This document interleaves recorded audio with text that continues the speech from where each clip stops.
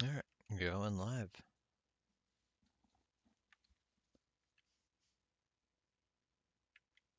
Oh, dang it, game. Just want you to stay focused. There.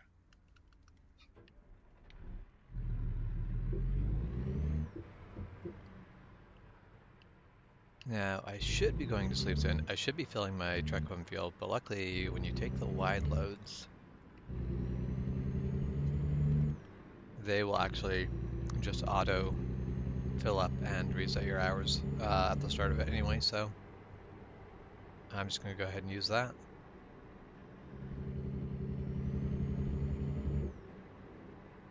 My volume's a bit low. Let's turn that up.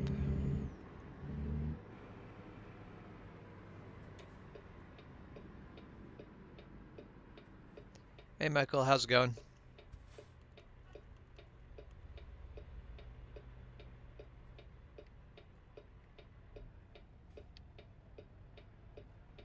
70 degrees? That's just perfect. I like 70 degrees. 70 degrees is great. 70 degrees is just basically I can do everything I want if it's 70 degrees.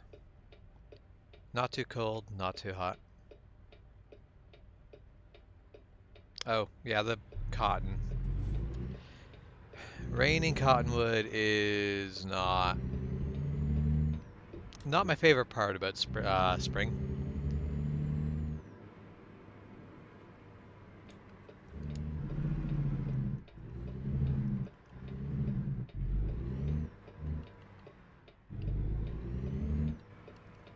Definitely checked left, even though I had green light. Just a real world habit. Don't trust other traffic, ever.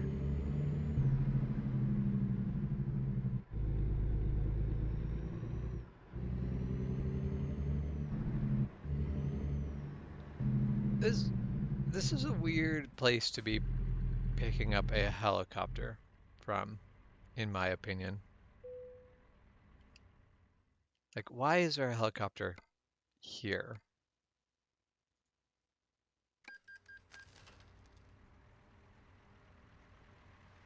Of course, we are now driving at midnight.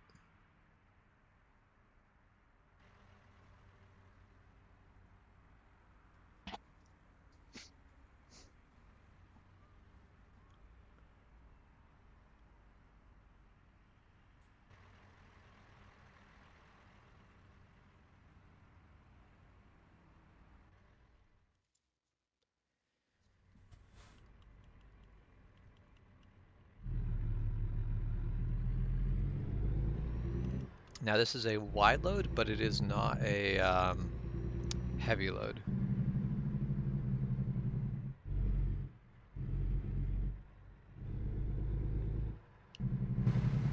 Oh, I'm like, let's look in the mirror and see how I'm doing on that turn.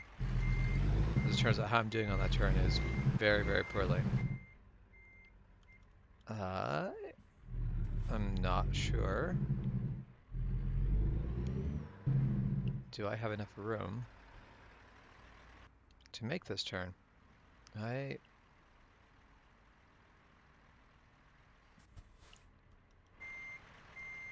may have made some mistakes in my whole setup here. Alright, let's see if I can undo the worst of this. Go as far this way as we can.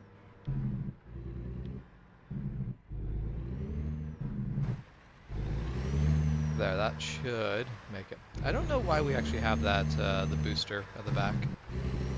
The overall load weight is actually really low. This is a 30,000 pound load. This is not heavy enough to really need this, so.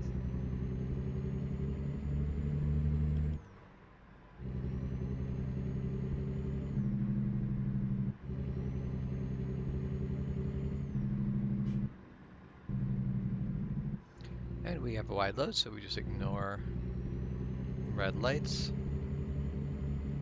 Probably hit the curb on that one, the trailer, though just barely, but Considering how long this overall combination is, I'm not going to complain about that. Yeah, we got the Jeep and a booster on this one, and I don't really understand why.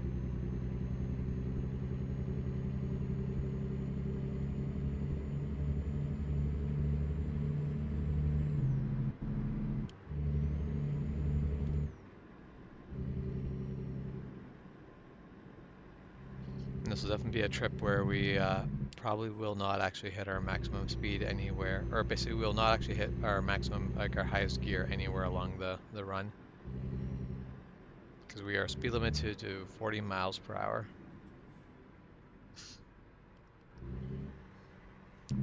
Which I feel like is one of those odd things. I don't think that in real life heavy or wide loads are speed limited across all states. In some states they're going to be. In other states they are going to be fine to basically travel at whatever speed.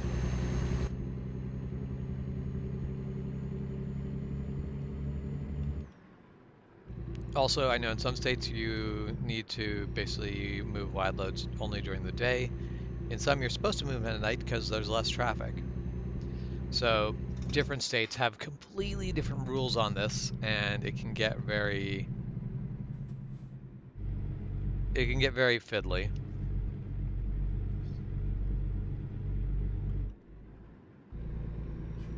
All right, we're coming to a red light, but we're not stopping at it, right?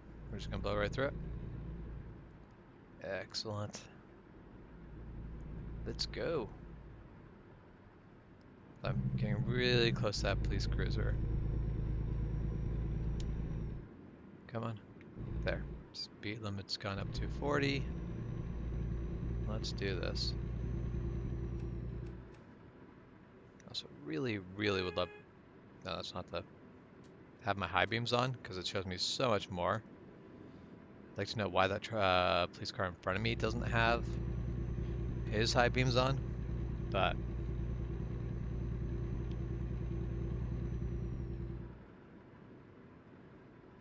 How am I getting text from? Let's just...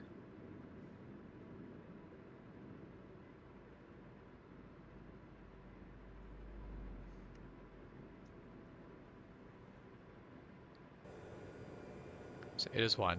He's asking about streams tonight and on Saturday. Could probably do a stream tonight. But he's saying there's no stream on Saturday. But I think there is going to be a stream on Saturday. I'm busy during Saturday. I'm busy during the day on Saturday, but I should be around Saturday night.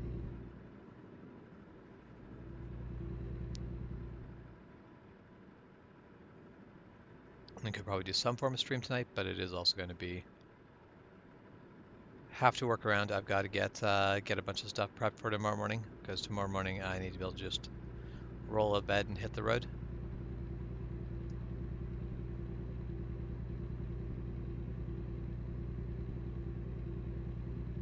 So we'll see how it goes.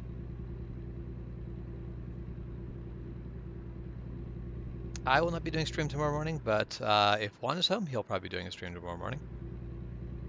And I think he'll be home. So there should be a stream tomorrow morning. I just won't be around tomorrow morning.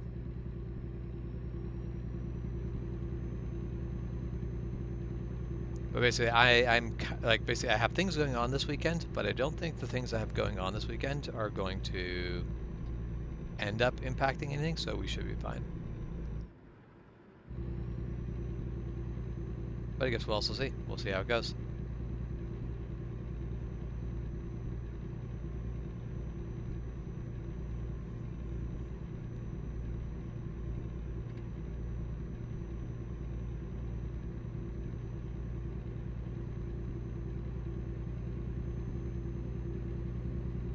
Come on, let's get up to 40. We can do this. I believe in you. Really don't know why this is so difficult. That hill must be more hill than I anticipated.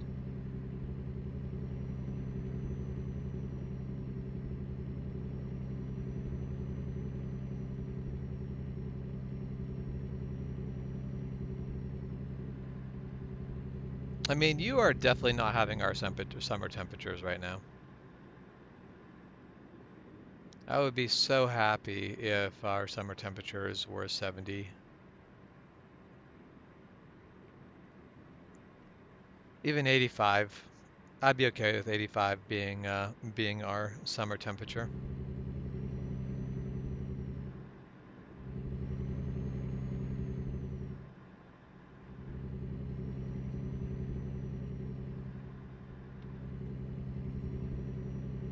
'Cause that's 85 is basically as long as it stays below 85, I am very happy with the weather.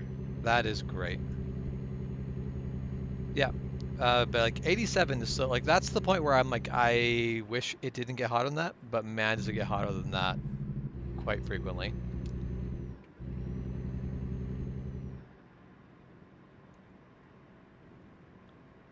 Because we do basically during our peak over the summer we get over 100, but we are up in the high 90s for the majority of summer.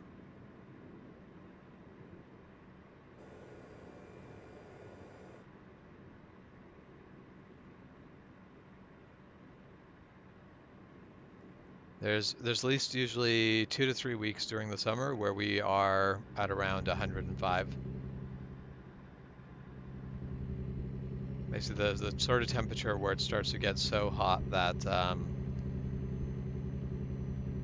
you basically it makes starts getting difficult to stay cool.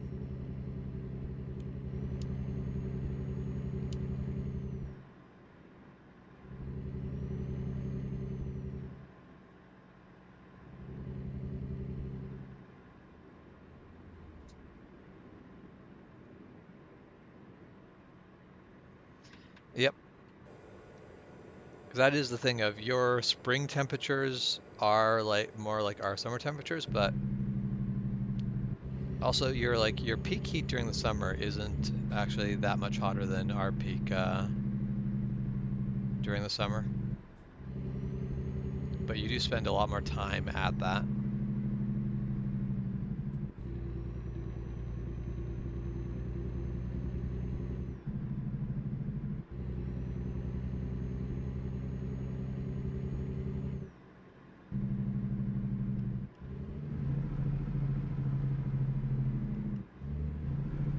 I don't see anyone else guarding this intersection, so hopefully, I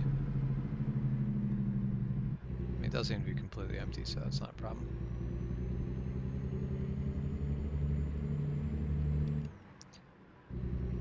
So on the other hand, if I'd gone and slept before taking this job, at least then I could do this job during the day. But I also do like the lower traffic.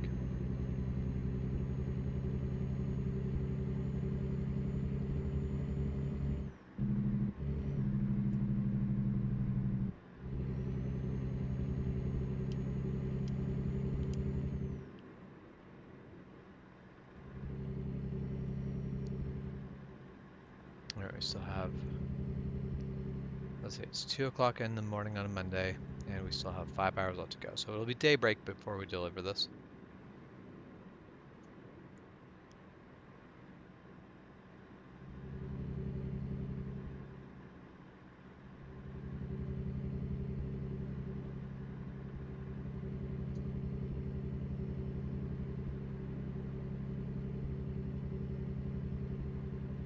What I find interesting is that the flashing pattern on this police car, when the red lights are flashing front and back, it has a blue light off to the right. But when the red lights are flashing, it has, or sorry, when the blue lights are flashing, it has a white light to the left.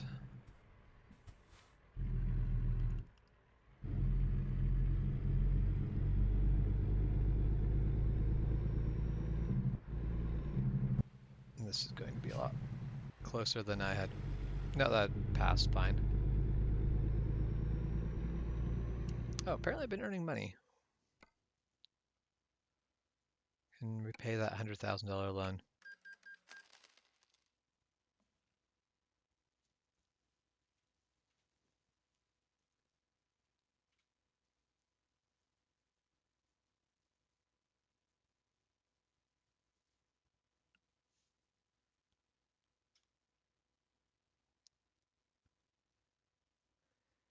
Meanwhile, so owe 377,000 on that large loan.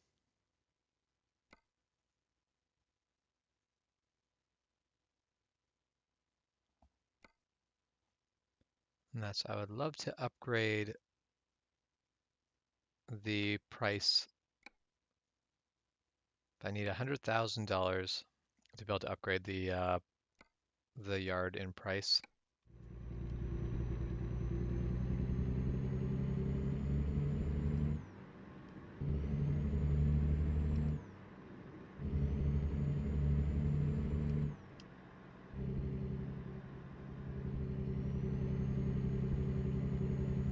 We're definitely coming up to a windy section of road here.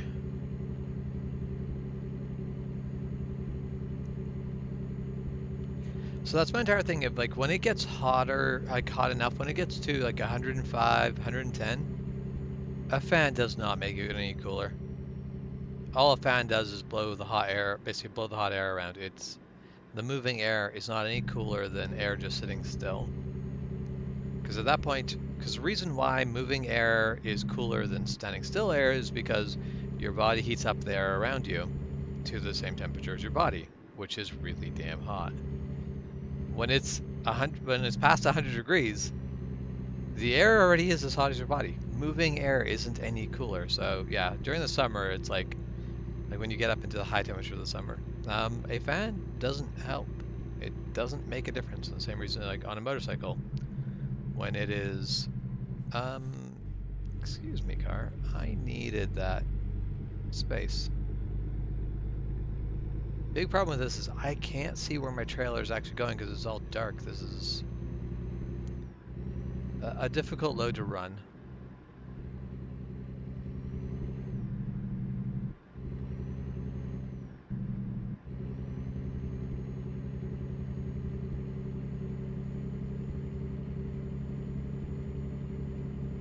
Alright. More windy road. Hopefully we don't have just surprise traffic along the way.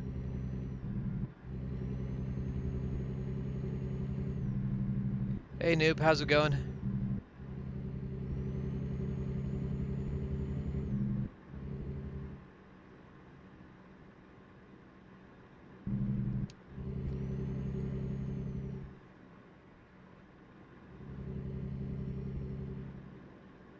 I am doing wonderfully.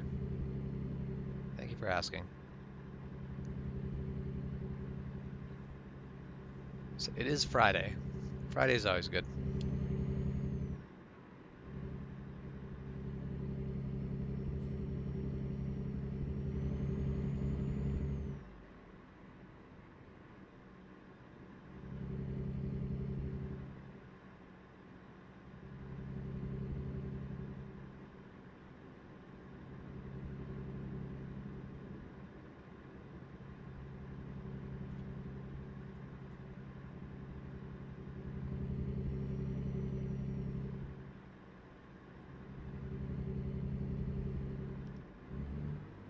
Oh, like why am I picking up speed so much?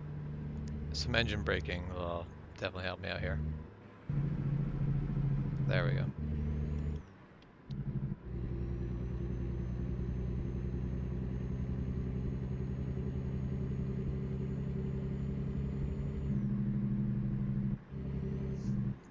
The daybreak could come at any moment. This would be a lot easier of a load to move with a little bit of light to show me where that trailer is.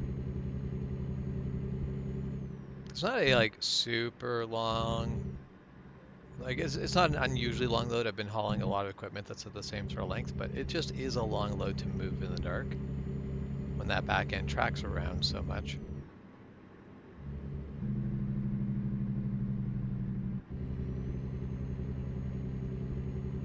Of course, by the point where I will get daylight, I'll probably be through the really twisty sections here that I really need it for.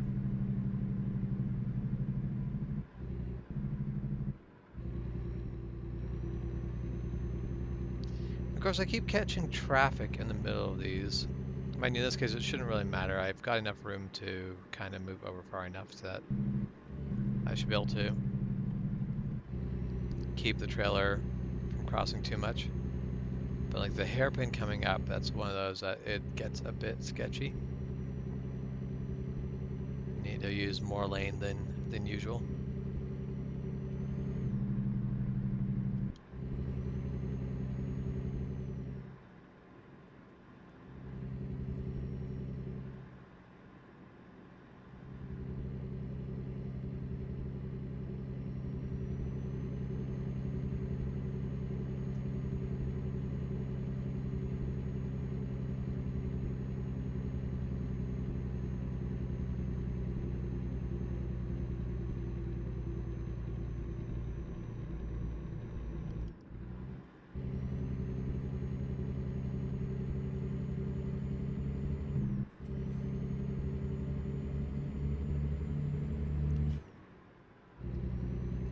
I mean, that's something to think of. I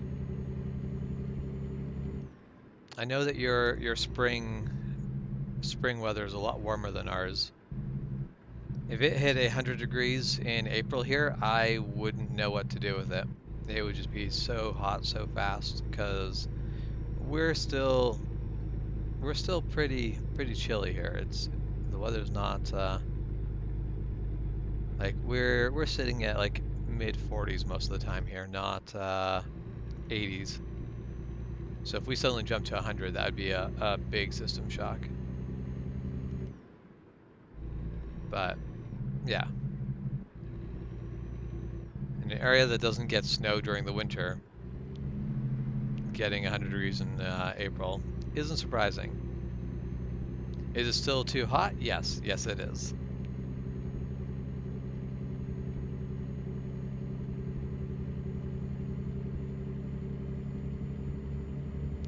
So I feel like the sky is just barely starting to lighten up.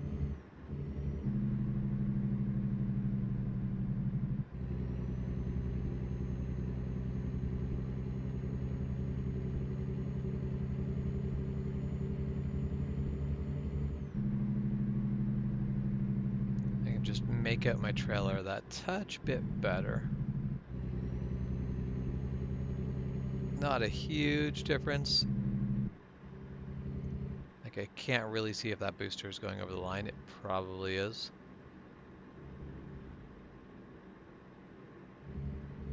Oh, that other car passed that issue. Our trend of hitting cars in the hairpins has not changed at all. So I'd like to know who planned this route. This is a terrible route for a wide load. Keep me on the highways. Keep me on very straight. Oh, you know what? I probably can't go on the highways because I'm probably over height. I'd probably hit the overpasses. So they're probably running me this way because this is the only way that I can go without trying to basically have to go around overpasses. Oh, that's annoying. What am I transporting? I am transporting the body of a helicopter, which I should not try to show in the middle of hairpin corners. Also, it's dark. Basically, you know the really big. I am blanking on the name for the helicopter type. My brain wants to be like Blackhawk, but no, not a Blackhawk. They're like they're a large cargo helicopter that has propeller front and rear. They're used by military and as well as commercial transport. Basically, a very large helicopter body.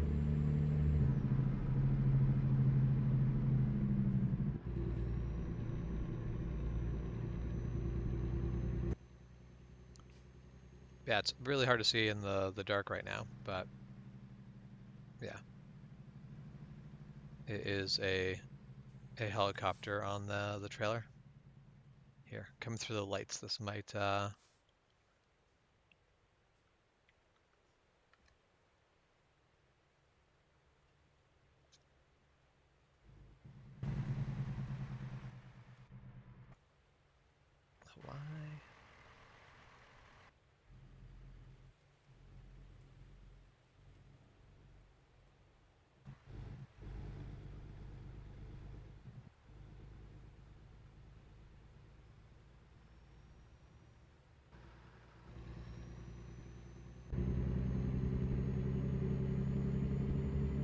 Okay.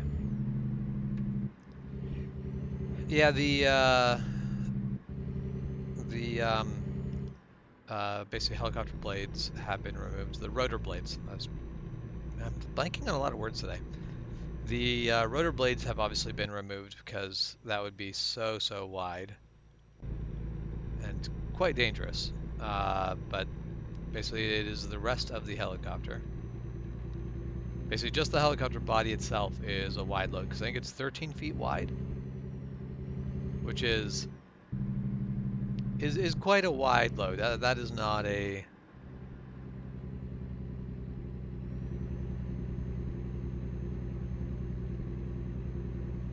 it's wide enough to make you take up a lot more space in traffic than would be ideal. Yeah, as the sun is coming up now, you can get a much better view as to what's going on.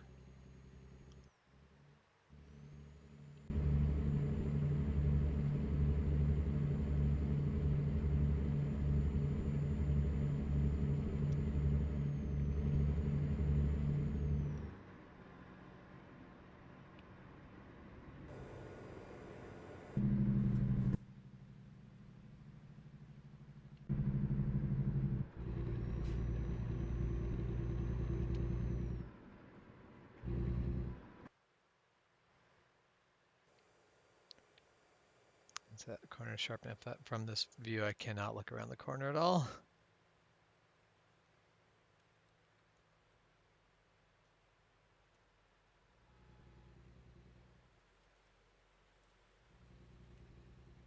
There's,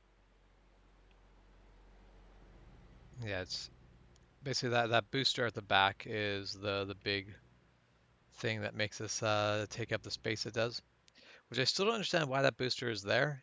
I'm not overload enough to really need it, because this is like, yeah, that's basically where that car came around. I ended up having to go wide right after it to get this load not to be hitting them.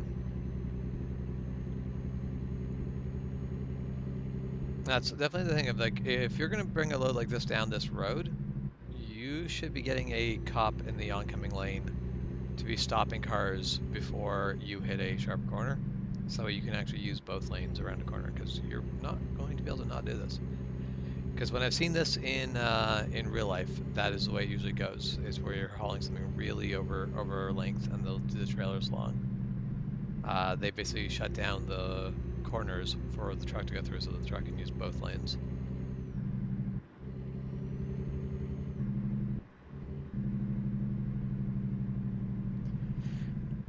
I've seen igloos in the fact that I've seen people make igloos. I've never seen in a proper igloo that is actually being used by someone as a shelter.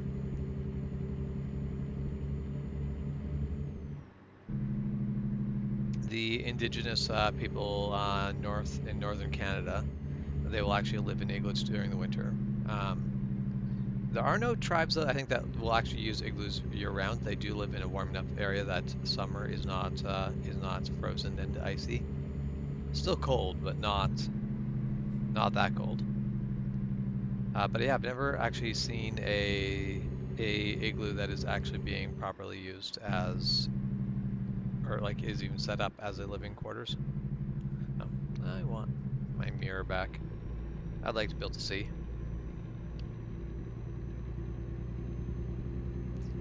But yeah. Actually, I went skiing for the first time 3 years ago. So I'm still relatively new to skiing. I grew up and never went skiing. Definitely lived in an area cold enough for skiing, but never did it. I do feel like at some level you do need to be you need to be a certain level of like well off to really make skiing make sense. It's not that skiing's very expensive, but skiing isn't very cheap either for what you get. How many months in total a year is warm weather? Depends on what you define as warm weather. For me, I'd say we have warm weather 6 to 8 months of the year. We have weather that is warm enough that I will ride my motorcycle for 6 to 8 months of the year.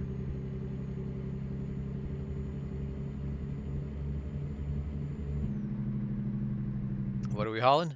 We're hauling a helicopter body.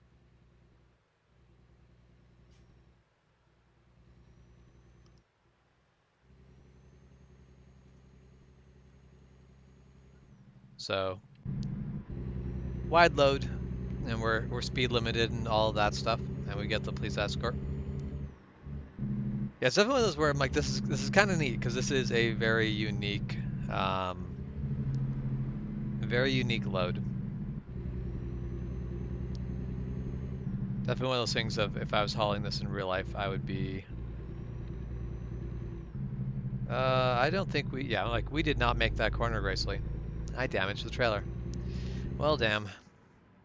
We gotta throw all those hairpins, and then me just not taking it wide enough on the off-ramp, or the on-ramp, is where I damaged the trailer. That's annoying.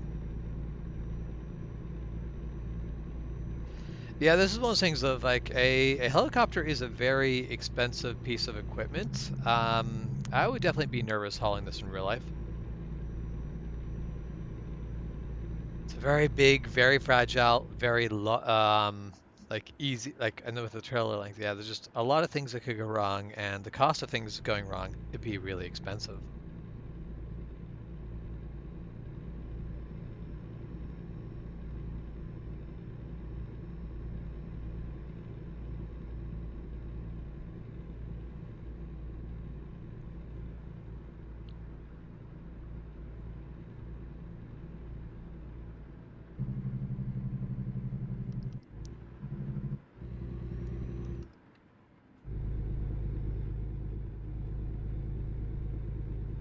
Wait, are we going into an underpass?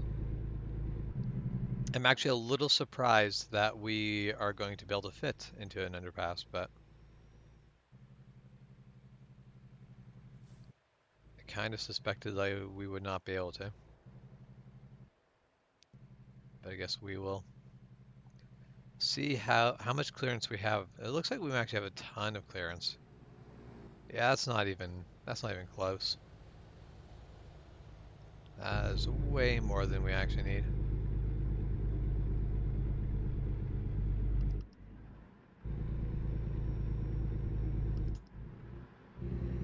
Okay, we are just about at the destination. Basically did an 8-hour drive shift from midnight to 8 a.m. So definitely drove during the part of the day that I would least want to be driving during.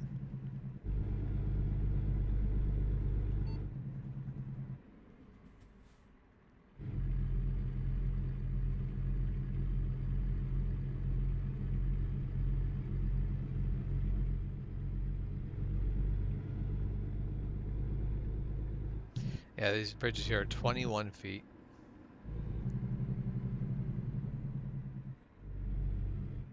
And we are tall. We are not that tall. Can't quite remember what our height was, but I know it's less than 15 feet.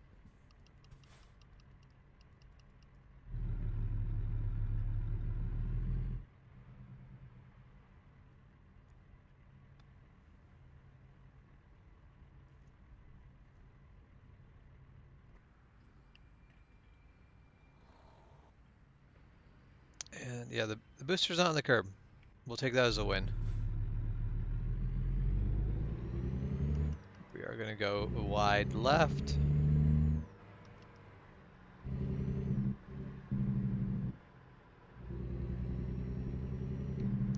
Yep, that did not go well. I thought I had moved far enough that I was going to have space. I also thought I was going to have more space on this side.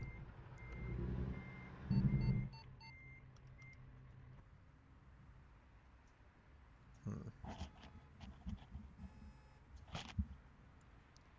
Well, I've put myself into a bad position. This is going to be hard to get out of. It would be so easy, just get those cars to go ahead, but we can't just say, hey, move these cars. They're just stopped in a spot that I think is really inconvenient.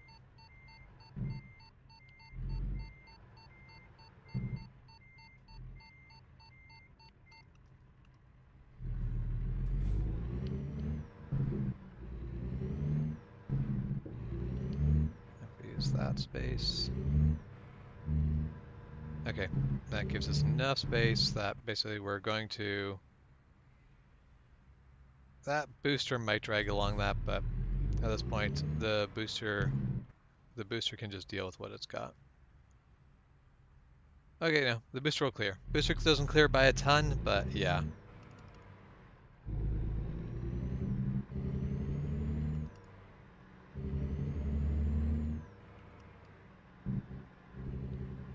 Alright, well, we've made it through that.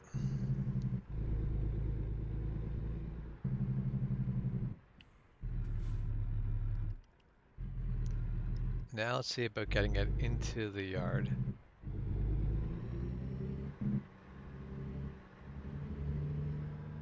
Go wide here. This is going to be tricky.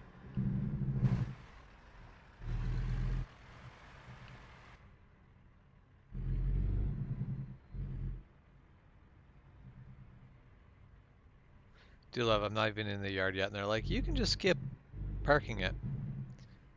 You trying to tell me that you're doubting my abilities? Because that is entirely fair.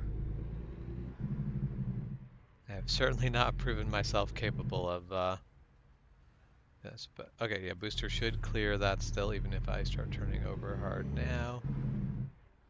I need that steering wheel on a lock, though. I need to bring this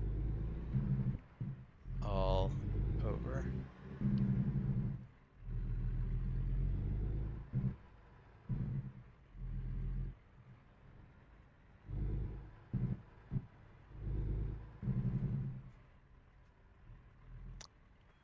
So this whole time I've been along that far left, and I'm not even remotely close to the right spot. I don't know how the heck I'm supposed to get that.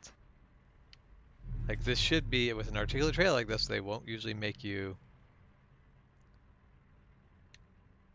pull in.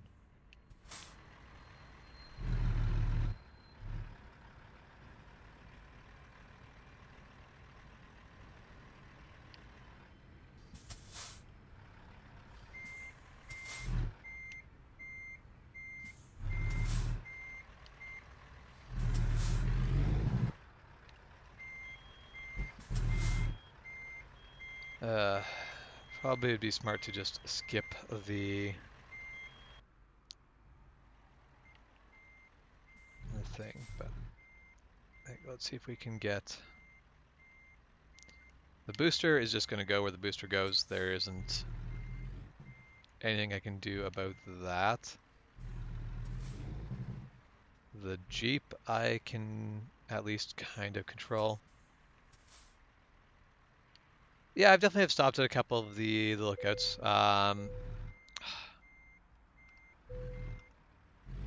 Used up my brake too much. I don't have air pressure to remove the parking brake, which could have told you that was probably going to happen with this setup being so messy.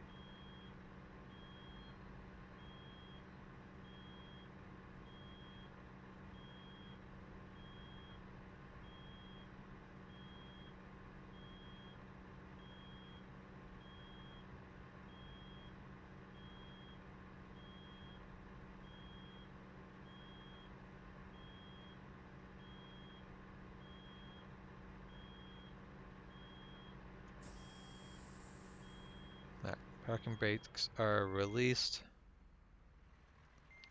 Let's go back.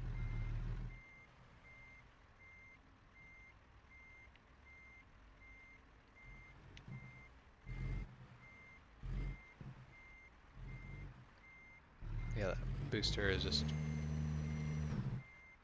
not going to.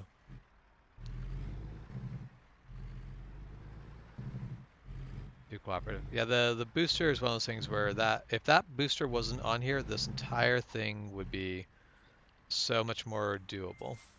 This would be, I wouldn't call this easy.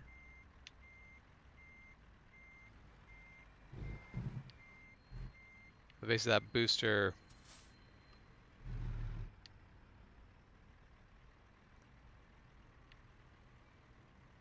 just getting that booster to back up straight is, I would call it challenging. Damn it. Done it again. Run out of air pressure, so my parking brake has kicked on.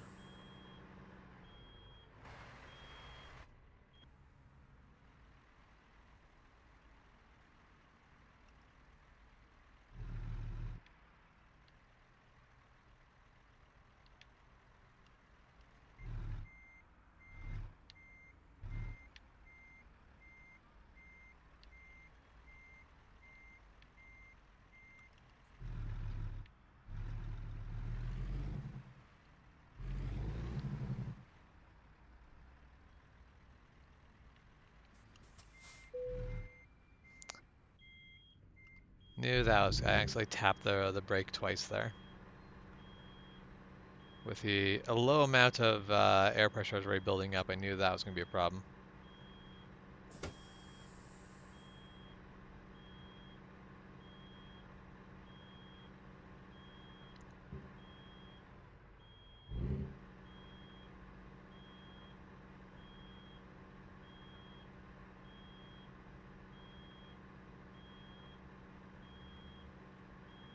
Yeah, I honestly don't know how. Like in real life, it would just be like I feel like at this point it would be get that booster off, and maybe I have a shot of getting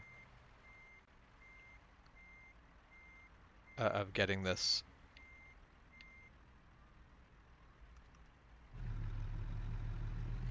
Problem is that booster is such a short wheelbase after a long trailer, so I'm not.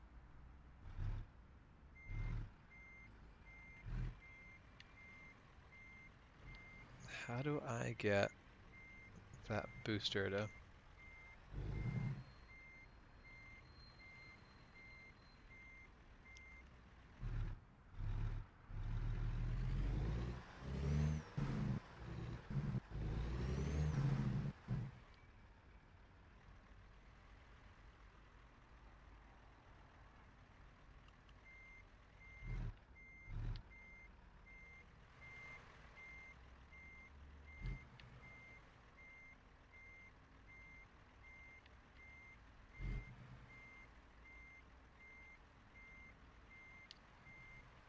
Just sitting here concentrating so hard trying to manage the trailer, or trying to manage the Jeep, to manage the trailer, to manage the booster.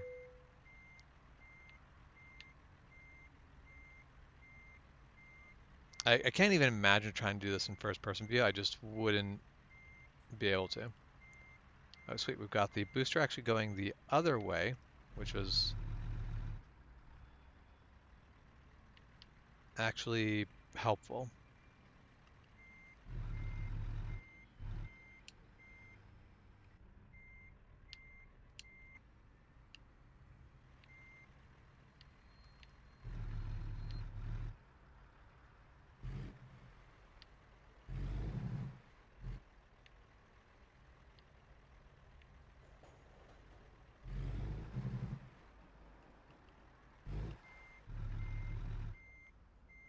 All right.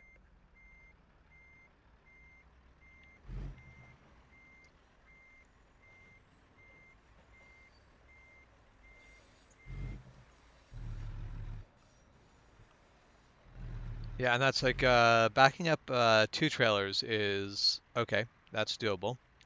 Triples is difficult, but triples, if you've got three equal length trailers, I feel like it is doable. The big challenge with the booster is the fact that it is so short. Like honestly, the thing that in real life I have the most difficulty backing up is I have this tiny little 4 foot by 6 foot trailer.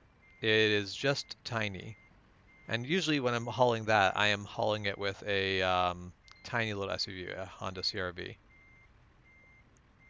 But that's just one of those things where it is such a short trailer that is just really difficult to back up.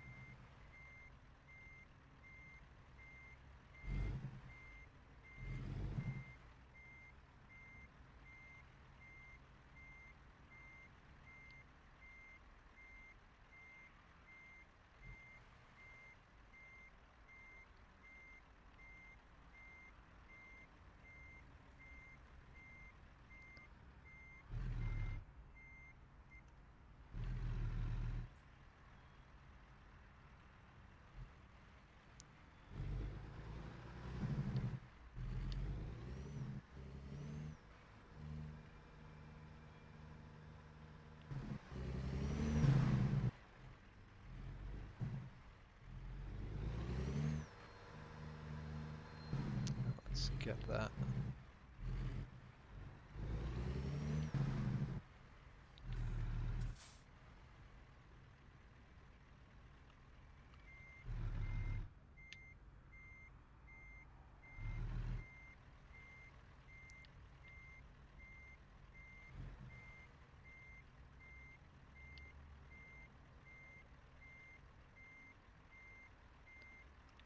So all that's gonna jack things up there.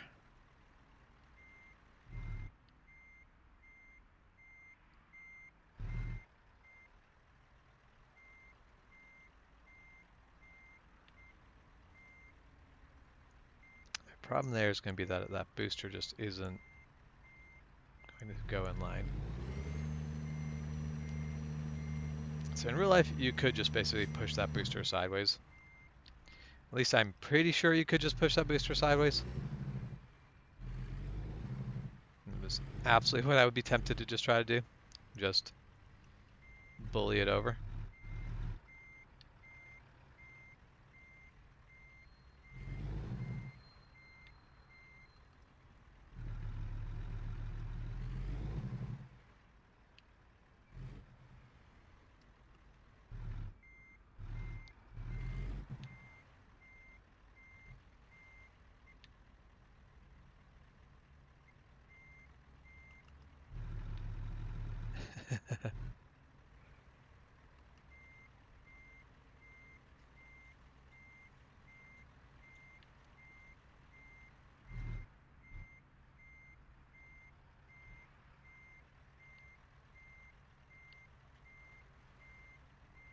Yeah, the same problem I have with my little utility trailer is I can't see it. Like basically, I will often put put a board up against the back of the trailer just so I can actually see the end of the trailer. Because trying to back up a trailer that you literally cannot see, as it turns out, is difficult.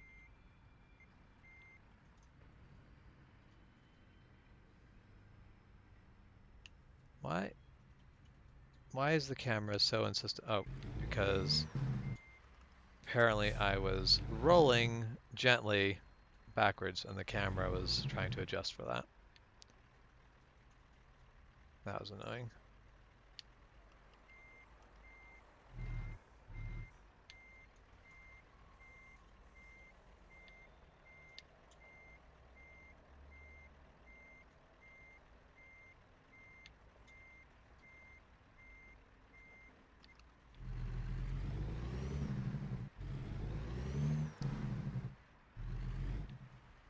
This has been a very frustrating thing, but at the same time, I feel like I'm making progress. So this is actually like the trailer is getting closer to where I need it to be than it was in the beginning.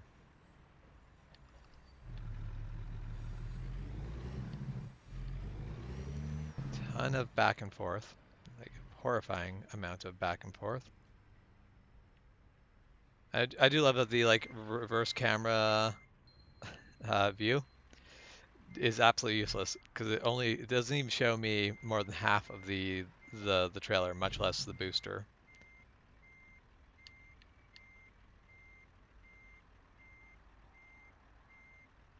I'll just keep going this way and we'll see how far back we get before we get scrunched up.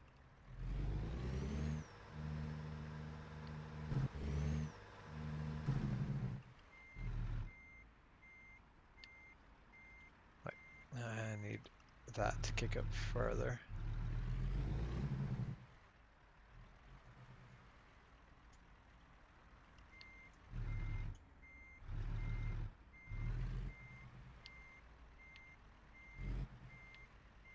I feel like there is a solution.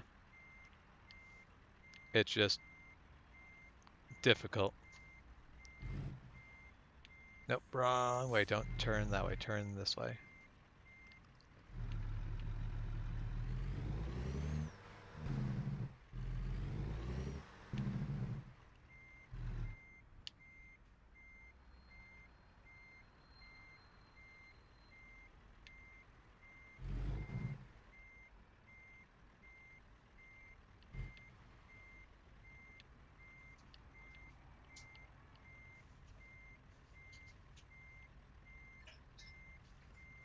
So why isn't this good enough? The trailer's roughly in the right place. Oh man. Okay.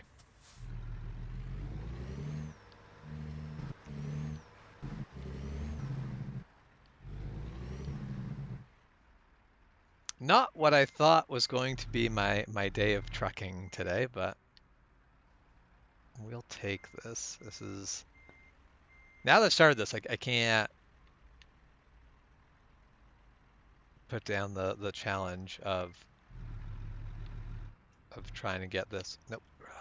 Steering the wrong way for that. I need. And try and do this without touching the brakes at all. I'm basically just using forward and reverse as my brakes.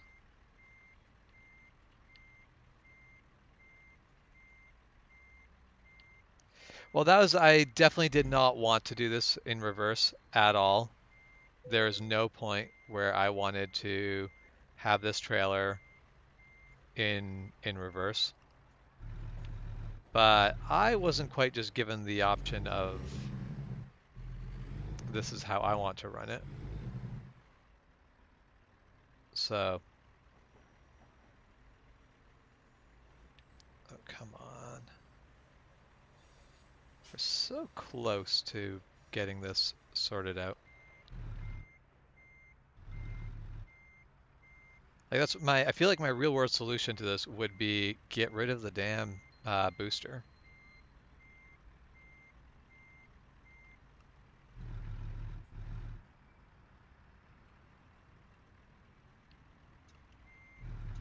Like that's the thing of like when you have a articulated trailer in real life, you can split those. And like obviously in this particular case, splitting them isn't quite going to be the same deal. I'm not going to just remove the. I mean, I guess at this point you could probably actually even remove the Jeep and the booster both.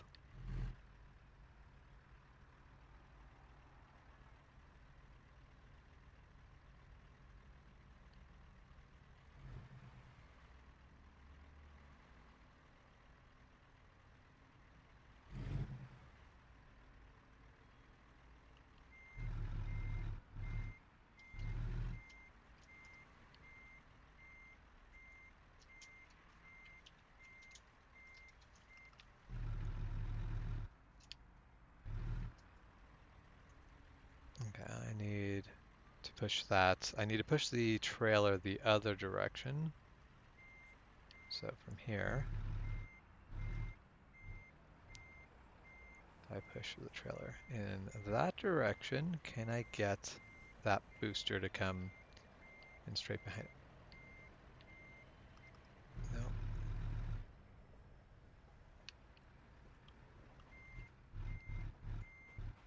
Need to think about this for a moment.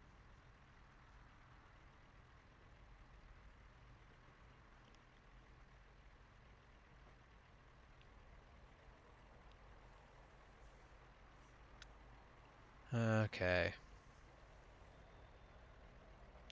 So I need that trailer to kick over more so I can get that booster under control. I just don't know how. Wait, nope, wrong way.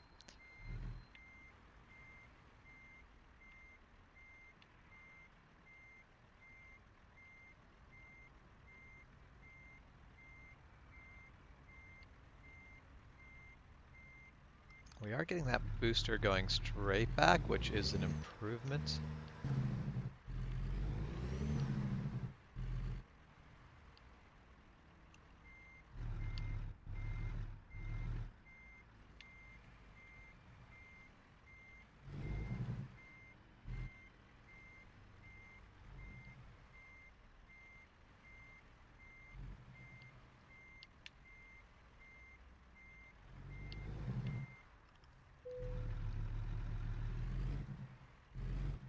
So am I doing this backwards?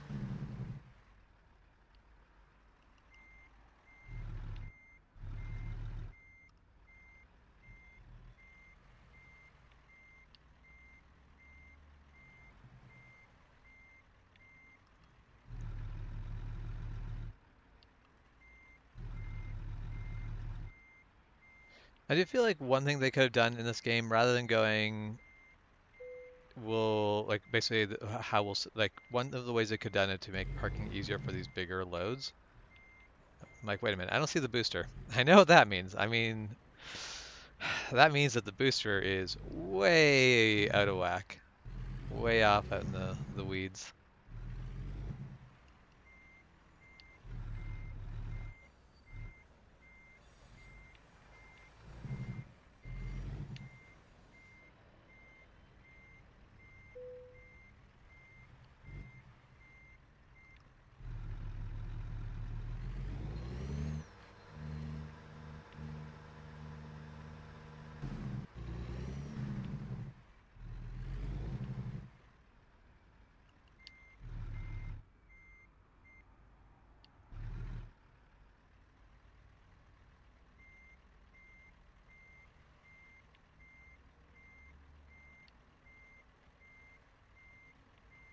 Definitely one of the problems I have is that the cause and effect by the time it gets to the booster is largely hidden.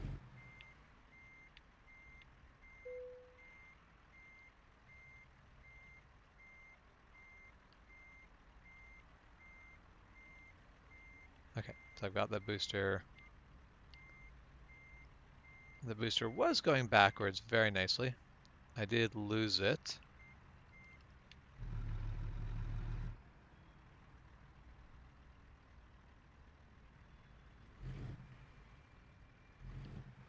I feel like with everything else going on, that is reasonable.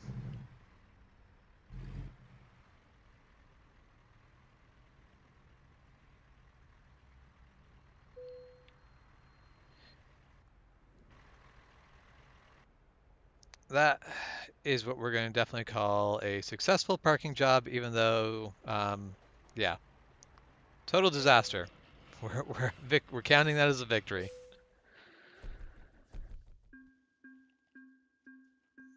Which yeah, Juan, I got your text. I haven't replied because I'm driving. Texting and driving at the same time would be bad. But I'm probably down to stream tonight, but I also should be home from Kelowna tomorrow night to be able to stream. So I think I am probably down to stream with you tonight and tomorrow. Okay, I earned us some money, but back to the freight market.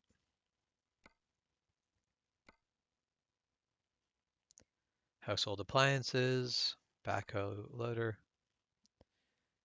mixed tank.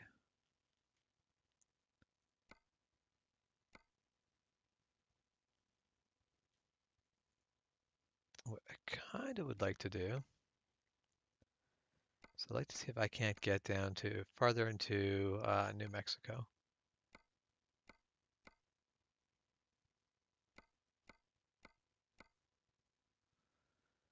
Because what I really, really want is I want a load that goes from New Mexico to Bellingham, Washington.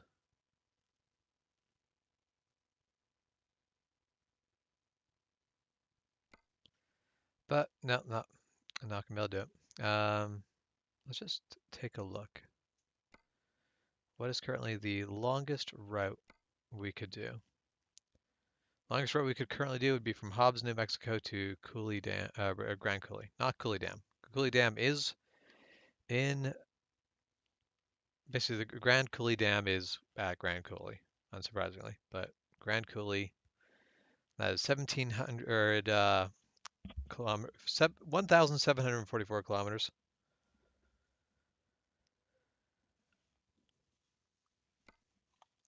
Second longest run would be from Hobbs to Wenatchee. That would actually take me home, but Hobbs is also quite far from where I am. I don't know if I'd make it in the 10 hours to get there.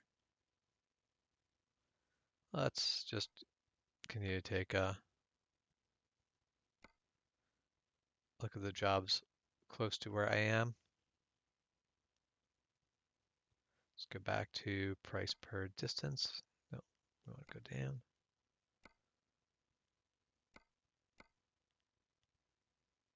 That's it. Let's take a mixed tank.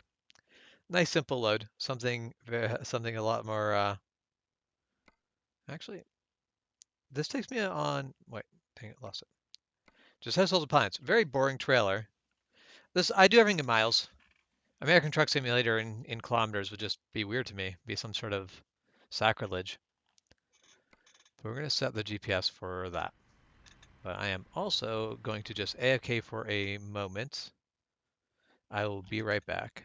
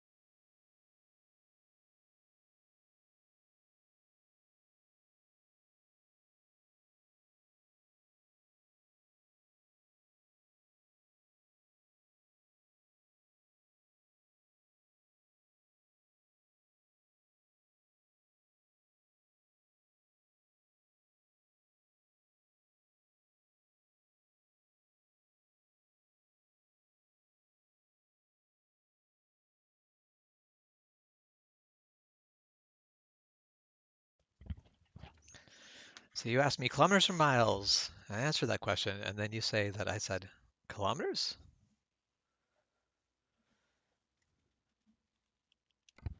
I say it must be a lie.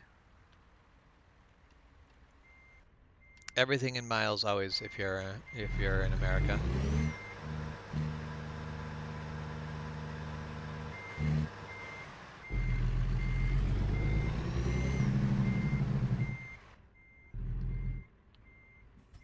Oh, I was looking like, why is the GPS not leading me anywhere?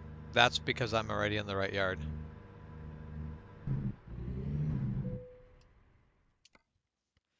That does make it easy. All right, so I can haul 25,000 pounds of explosive. No, household appliances, not explosives. Let's see what else we can set it to.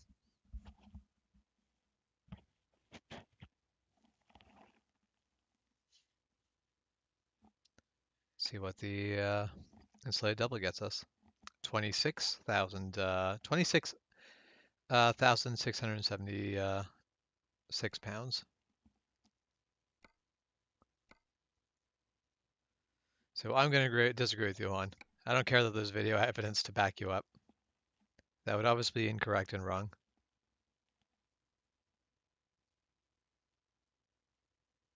Does the dry van double carry more? 29,000 pounds. So yes. But then just to double check the silly thing, the largest dry van carries less, right? Yes. Not a lot less. It actually carries more than the refrigerated doubles did.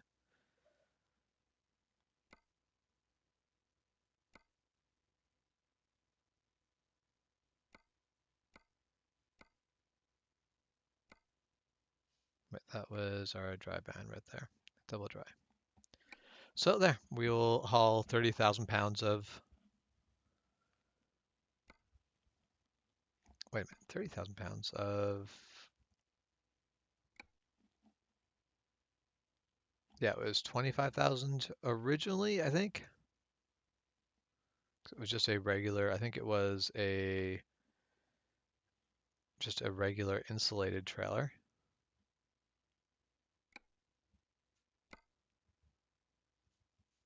So we went from 25,000 to 30,000. So an extra 5,000 pounds of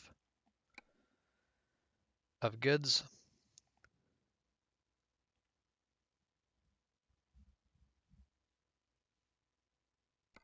So we are taking that job.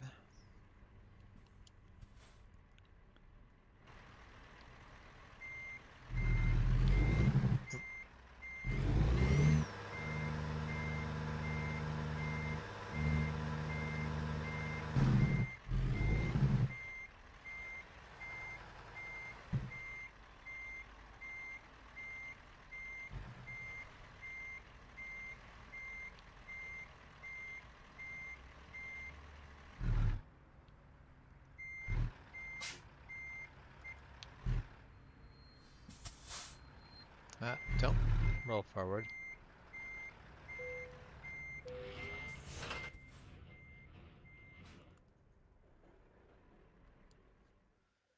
Okay, I'll take a quick look at the bank. I owe 370,000. I can borrow 120,000, and I'm currently sitting on 60,000. So if I took out the biggest loan, that's under 200,000. I can't pay off any of the loan,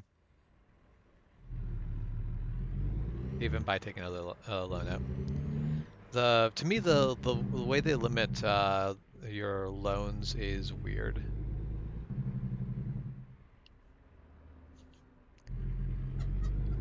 Okay, I'm just gonna pull out this way. We're not that long of a load. We don't actually need to take as much space as I am taking.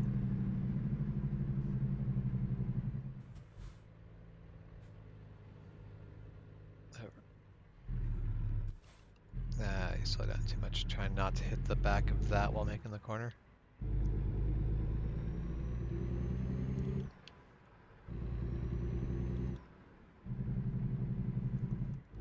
Yeah, Juan, I don't know if you've talked to Jeff recently, but Jeff is getting back into playing American Truck Simulator, and he has recently He's recently bought a wheel, a Logitech driving wheel. I do find it funny that I don't want a wheel for racing games. Even the simulation racing games, like wheel would be nice, but I don't really care a ton. American Truck Simulator. Man, would I like a wheel for American Truck Simulator.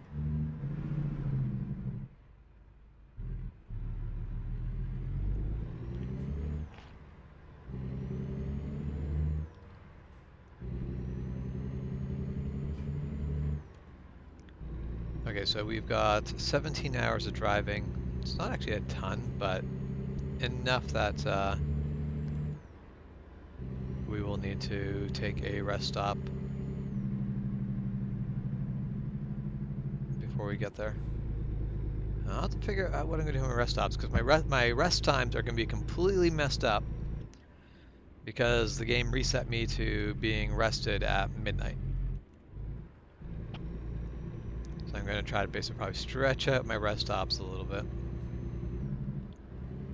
We'll just slow down, no traffic behind us, get in behind this delivery van.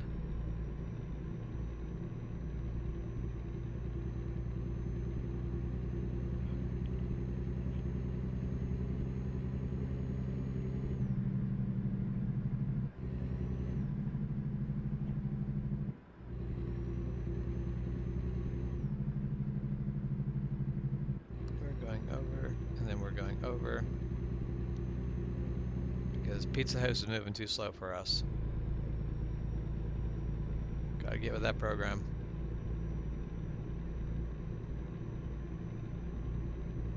Yeah, I am probably pretty close to shelving American Truck Simulator for a little bit. I will definitely be picking it up again when I don't know if when Oklahoma comes out, but basically when I get Texas and Oklahoma. I'll probably also pick up what other states make sense at that time to pick up, if there are more states that have come out. But basically, when I can look at buying Oklahoma and Texas and go, yep, this makes sense, I will probably pick it up back then. But basically, until Oklahoma is out, I'm probably going to shelve it and then pick it up again sometime later when it makes sense. I do look forward to being able to drive across Texas. Texas seems like an interesting state to be able to drive. And I'm not quite sure what game I am going to kind of focus on streaming in the meantime. I don't know if I'm probably not going to keep this daily streaming thing going constantly, but I've got to kind of, I'm probably going to try to pick, like until I can't, I'm going to still try to put out streams as often as I can.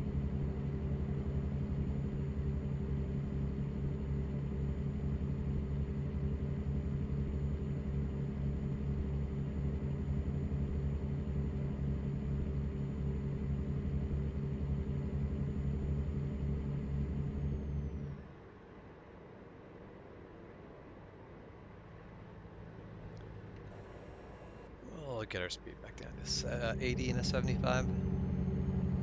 Don't need to be blasting up on traffic quite that quick.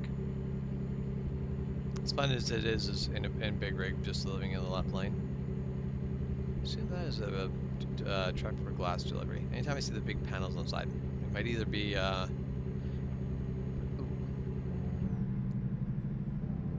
sure glad no one just cut out in front of me there. That would have been an absolute disaster. There's no way I would have been able to slow down in time. The downsides of just blasting down the highway at 80 miles an hour.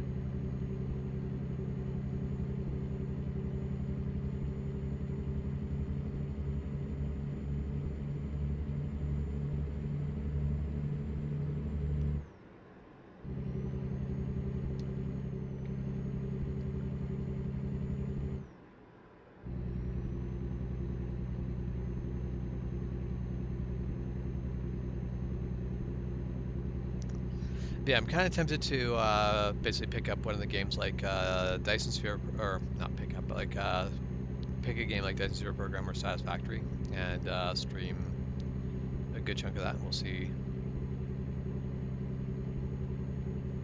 if people hang out to watch that as well.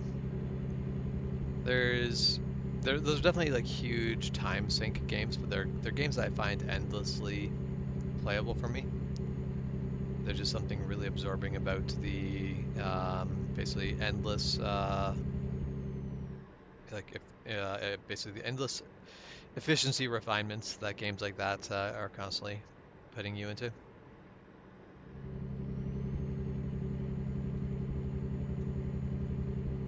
So I just can't look at a milk sign the same way anymore. I blame Mila Girl.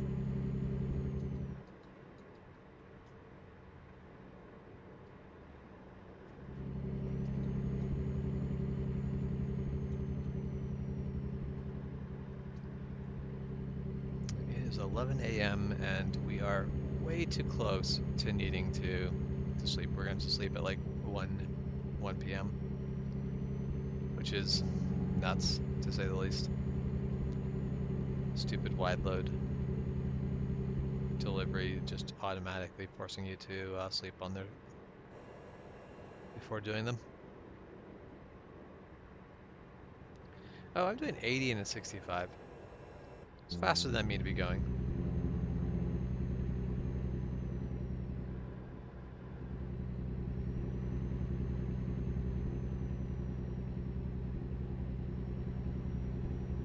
ATS and FS22 hit different. Always get more traction. Always get more traction on which one?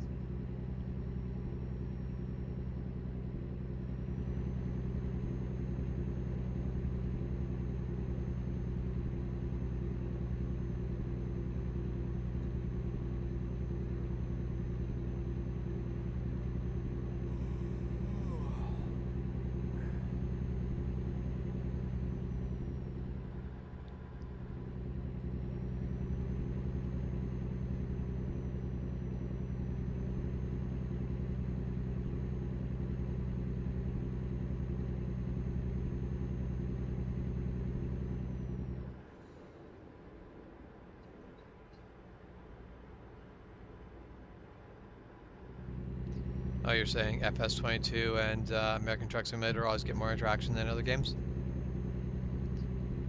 That is fair. That is also really kind of what you've like. That's what you've played a bunch to get this this channel kind of going. So that's where a lot of the subscribers are going to interact and be chatty with. Unless it's a little bit big factory, I'm pretty sure that just summons Milo.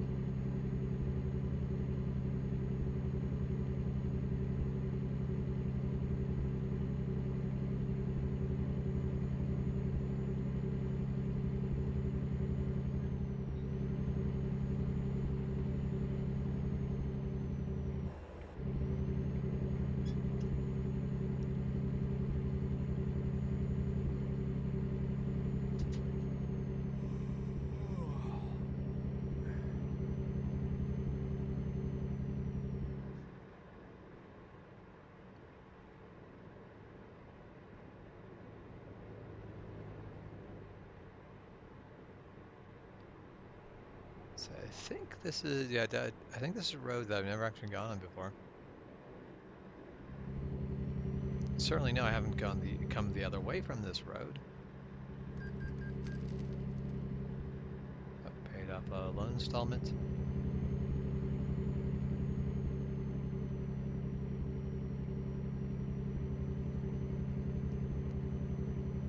All right. Hour and a half, and driver will want to rest. How far out is that? A bit over an half. Let's see if we can't stretch it a little bit farther than that. Let's see if we can't make it to here.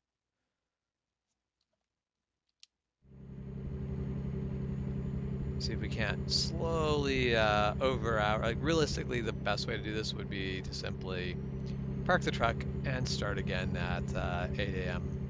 the next convenient morning. Basically take longer breaks than needed, but the game doesn't just let you overrun like I could sit there and I could sit at a rest stop and rest twice in a row, but you eat up 20 hours. I can't eat up a specific amount of hours. It's just eat up 20 hours and that's it.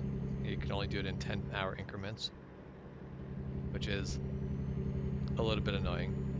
I wish you could basically set an alarm. Basically, you have to stop for at least 10 hours, but why can't I stop for 12?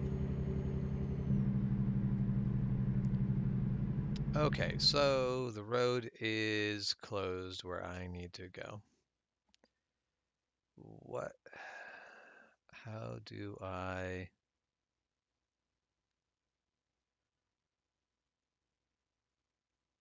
There. Nope, that still takes the same exit. Damn it.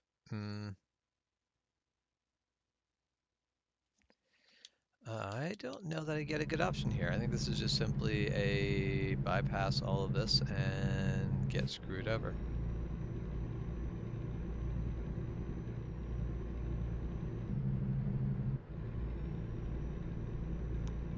Stupid road closures.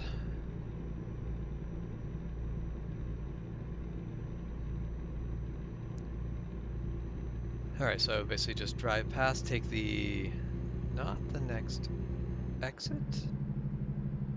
Why not? Okay, so that exit doesn't exist, because that would probably be the exit I want to take, because then I could probably get turned around back and go in the way I want to go as soon as possible, but that road has never been modeled, so I can't take that exit. Alright. So we carry on. Welcome back, Michael.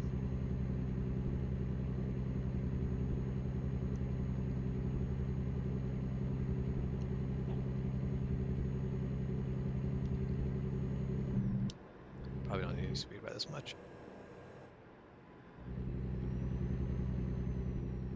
Okay, so then we take the next exit, and then we're just going to use that to turn around and head north on the highway.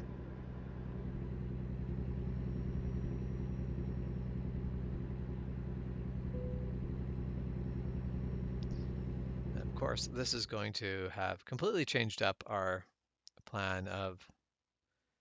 So next check stop is in like 3 hours, which is going to be too much, I'm pretty sure. So let's aim for this one.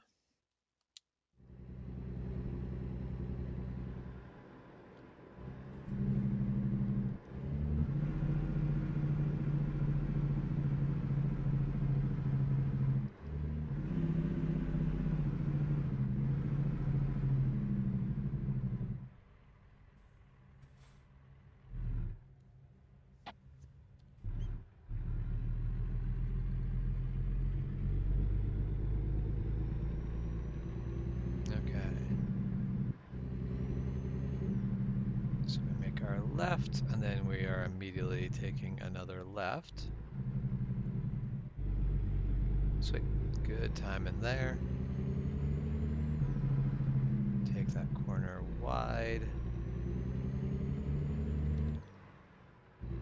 Actually took it wider than I needed, but I won't complain about that.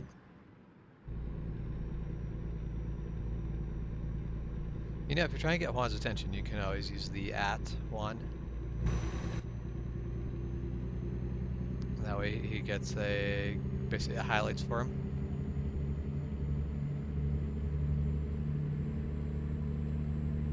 Okay, so normal schedule. So yeah, Juan will be streaming tomorrow morning. So there might be a stream tonight. There will definitely be a stream tomorrow during the morning, and there will be some kind of stream in the evening. I might not be there for it if things have gone really weird, but I'll probably be there, and we'll probably have a usual Saturday.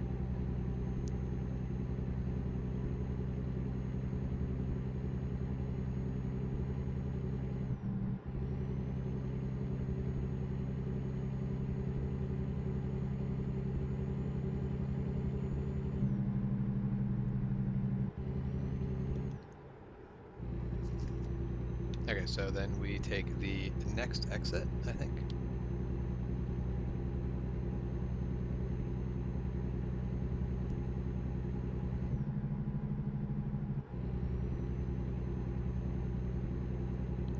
And get up over the highway.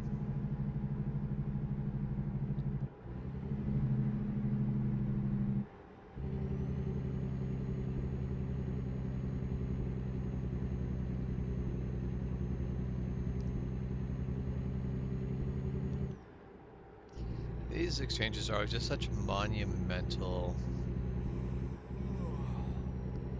things. Like they're enormous. I'm not surprised they exist, but also at the same time, it's kind of nuts that they do exist like that.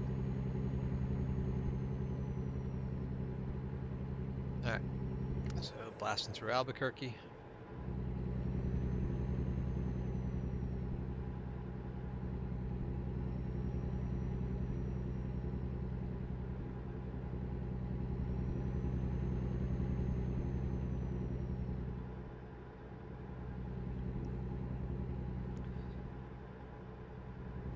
Yeah, that's definitely it gets me where certain intersections they'll have like a really quick green light in the direction when I'm like every time I see this intersection, the most amount of traffic flow is through the direction that defaults to red. I'm like, why? Why? Like, there seems like there's something backwards going on here, and I don't know if that's interesting. Little pedestrian bridge along the side. Very, very nice. I like it. I don't know that I'd want to walk along that pedestrian bridge. I'm afraid of heights after all.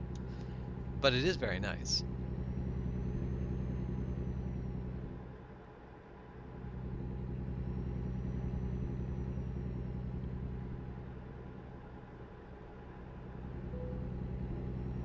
Yeah, I know. Getting tired.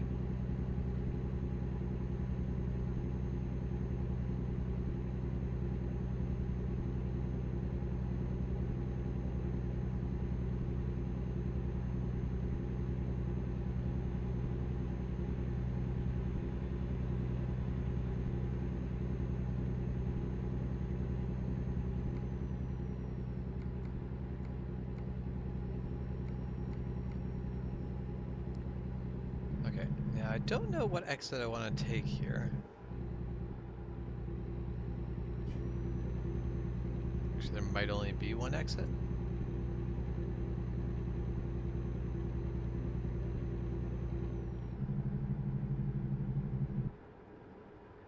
Yeah, okay, so this first road has no exit, and this road on the other hand does.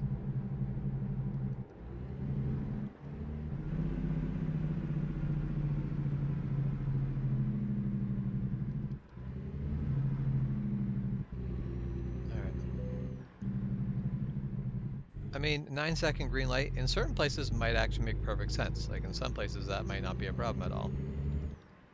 In most places though, like that's too short of a green light. Mind you, I have seen shorter green lights than that. Are you kidding me? I hit one of those and it just basically brought a brig rig to a dead stop. What are they making those out of?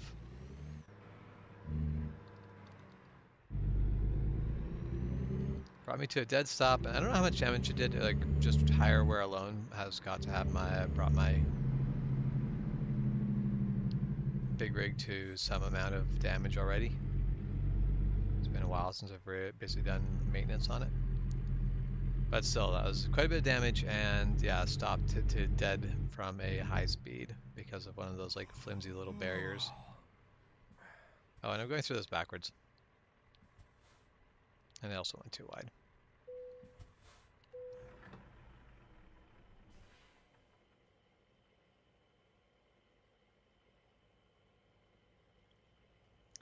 Because that's definitely have one intersection where it is a very short green light, but basically the green light only triggers when someone is waiting on it, and it's a very low traffic area, so very short. Like it's got to be less than 10 seconds. It really is not a lot. Let's go over and check out these. Actually, we're gonna do a big loop.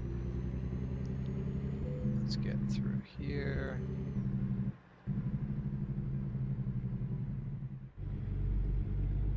Going exploring. Should double check that this whole load is not in like a huge hurry. No, it is not.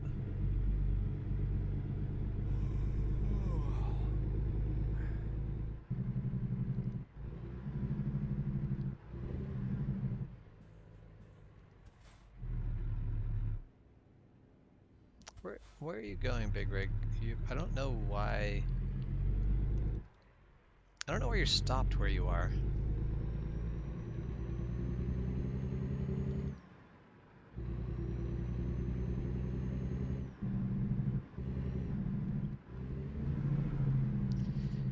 Yeah, that's the whole thing. I also have seen some lights that are local that are the same way. I don't think they're 9-second green lights, but their green lights aren't very long, and as soon as traffic's gone, like you get like 10 cars through and it goes red again. Meanwhile, then you sit there and wait, and no one comes the other way. It's like there's almost never any traffic built up going the other way, but there's always traffic built up in the way that it defaults red to. And I'm like, this seems like it's built wrong. Whoever studied this intersection and decided to put this light in here, I don't think they got it correct.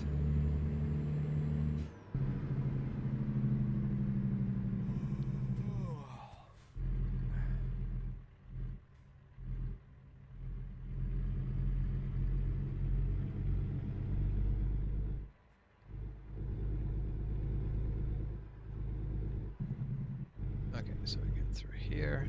This doesn't actually seem like a good place for a truck to stop, so we'll carry on to the next area.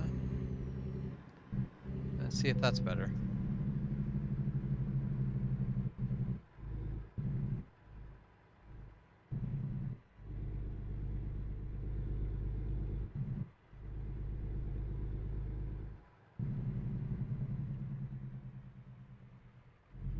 That area over there, that seems like the most promising one of here.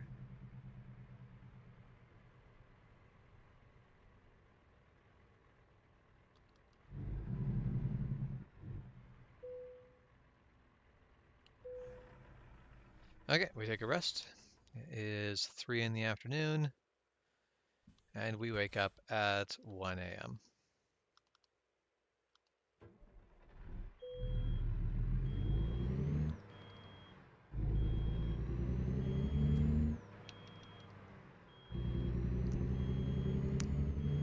Same, drivers working for me have not had a particularly fantastic night.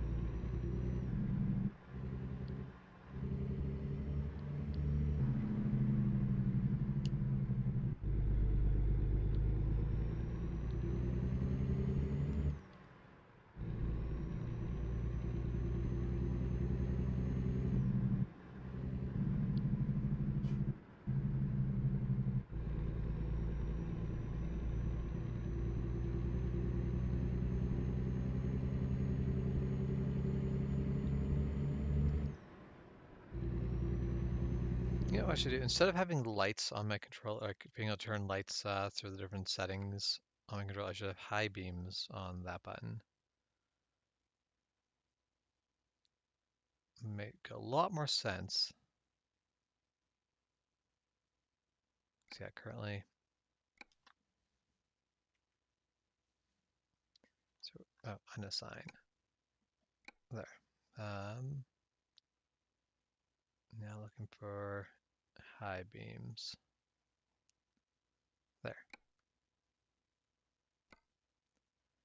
This will be a lot more useful to me. I'll actually be able to use my high beams properly.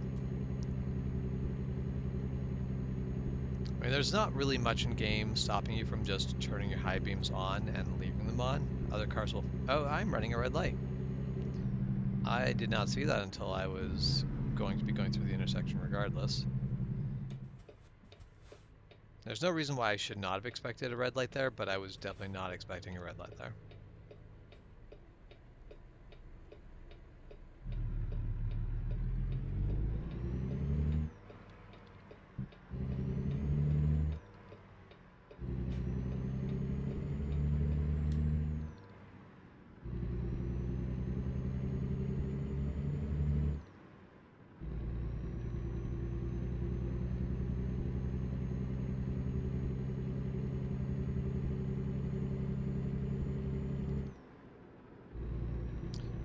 Okay, then I'm like, why is it still 45 miles per hour? This highway should not be 45 miles per hour.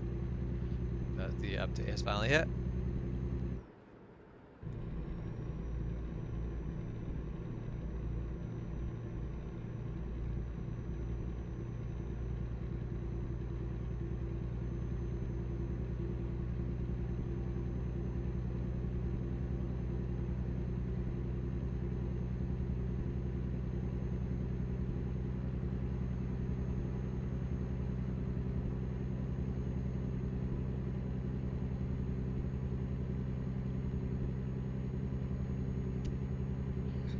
So I don't know what the longest I've ever sat at a red light has been, but I have sat at a red light for a long time.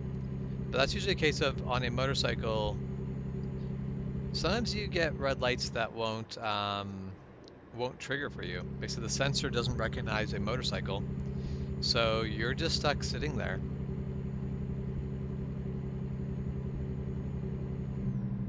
And after having that happen a couple times, I went and like read the rules about it and realized that in the case of a light that just won't signal, like that won't catch the signal and go, you are allowed to basically wait a certain amount of time, and once it's clear that it's not going to signal, you can basically just check that it's safe and proceed through the red light. There's legal provision for it. Now, of course, that is in British Columbia, not everywhere across Canada necessarily, and definitely every state's going to have its own rules on that. But there is rules for it.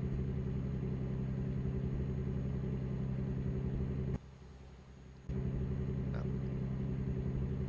Did not mean to hit the camera button.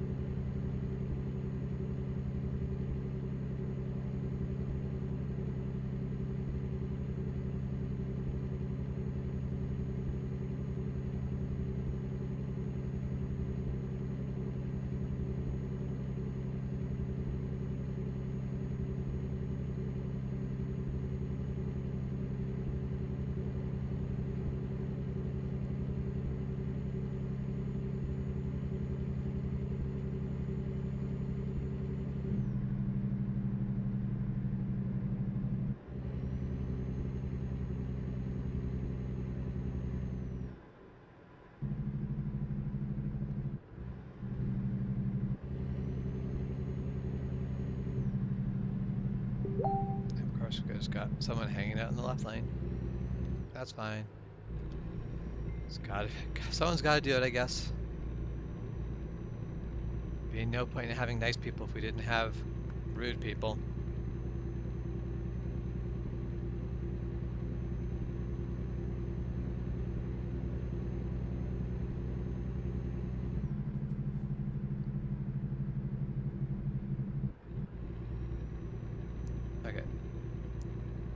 you, big rig, for letting me in.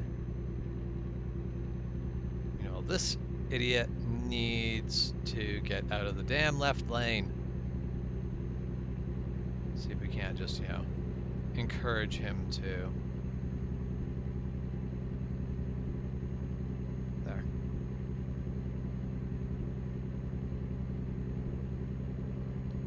Well.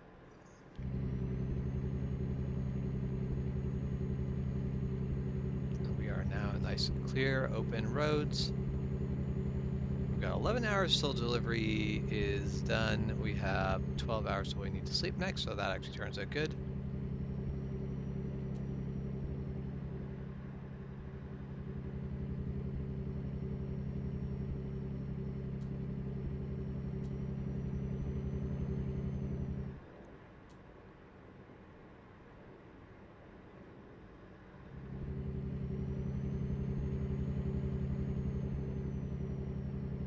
This is definitely all new roads to me. There's still, it's kind of amazing that like there's a viewpoint there close by. Too far away from me to be able to pull in and check it out now, but.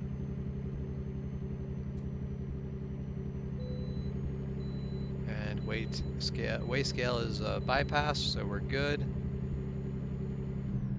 That truck just randomly turned into the left lane for no reason. Oh. And then just turned back into my lane when I was there. That is realistically, that's my fault. I was going through though too much speed. I was being the unpredictable traffic there. But also, dick move at best, dick move.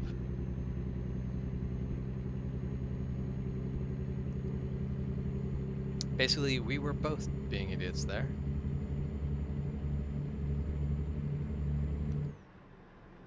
But I can't make him less of a dick. I can be less dickish myself, so I can drive better. Like in theory, at least.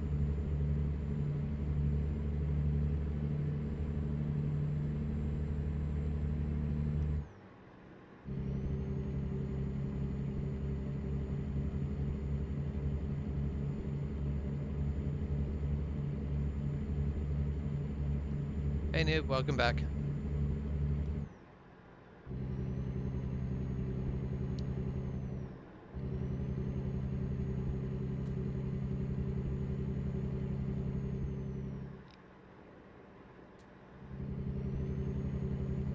Alright, well, we're getting onto roads that I am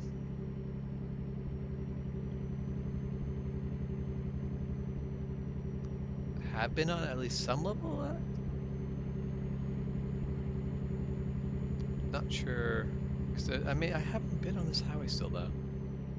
That one intersection though, I'd apparently gone through. The way that they tag what roads you've driven or not makes it sometimes really hard to tell if you basically actually been on a section of road, with the fact that it's largely blocked out with your GPS line. I did deliver the helicopter. I am now basically just hauling housewares, like home appliances. So I'm carrying like fridges and washing machines or something like that. Very run-of-the-mill boring stuff right now.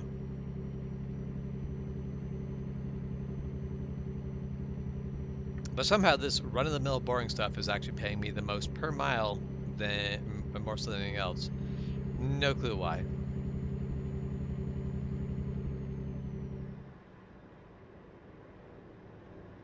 So am I accidentally secretly transporting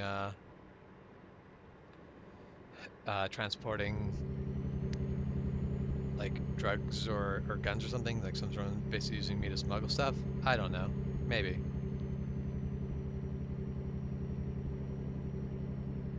Usually though, those people are transporting it across international borders, not state borders though.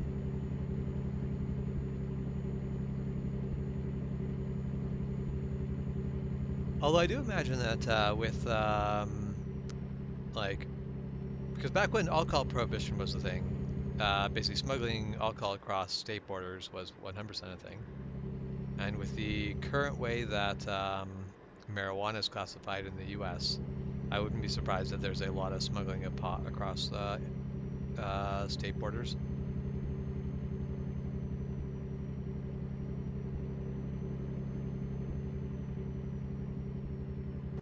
Yeah, I don't know why, but I do prefer to haul two trailers when given the opportunity. Now having to back up two trailers is not something I'm particularly fond of or good at.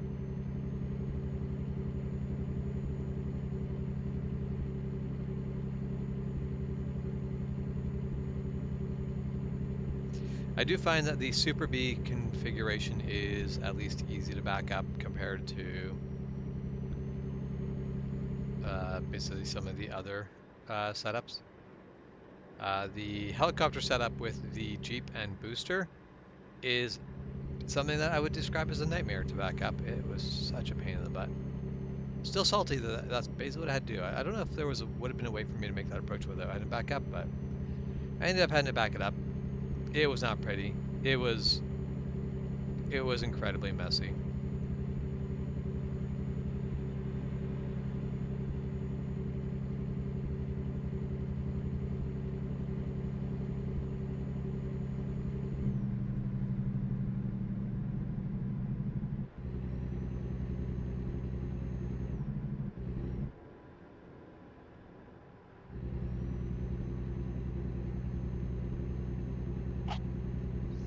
I mean, so the thing that I find interesting is that double trailers require less U-turn space than a single long trailer. So if you've got two shorter trailers, um, like even if your overall length will be longer than the single trailer, but your U-turn length will be less than the single trailer because you have additional articulation points. That's one thing in this game I actually find I love about having the double trailers is I can basically make my turns tighter.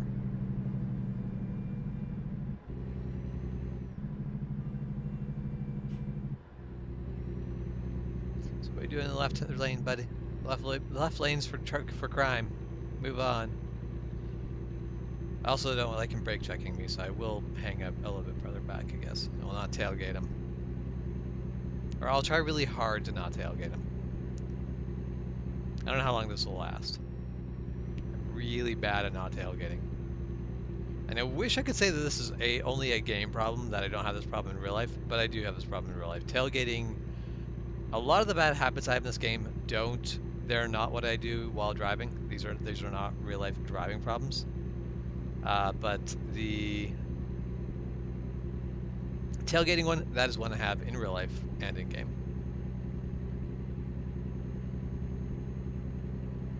That is exactly what I would have thought, but Juan and Jeff have corrected me on that.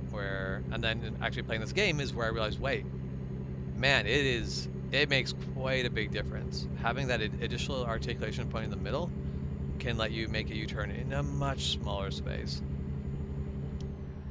Okay, I don't need to be going over 80. 80 is a perfectly adequate speed.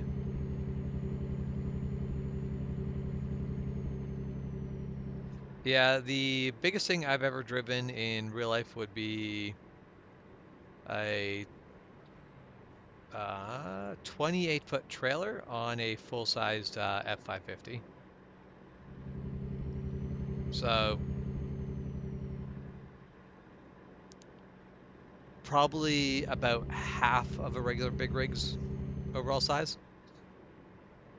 Long enough to make you have to like watch that trailer for the tires tracking over. It does matter, but not long enough to really be difficult. I generally did not have to take additional lanes and things like that.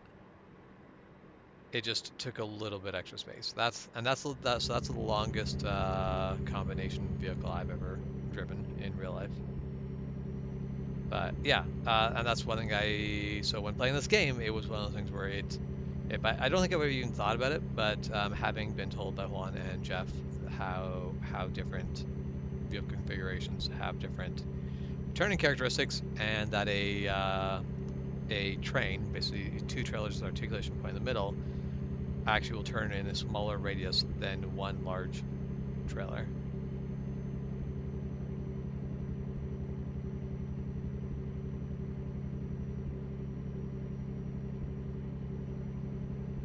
All right, we've just hit daybreak.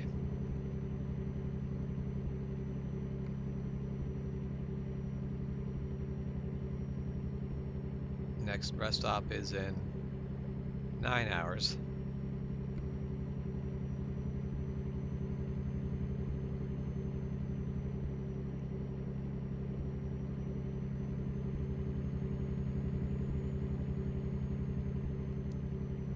So they want me to go to bed at 14, but going to bed at 14...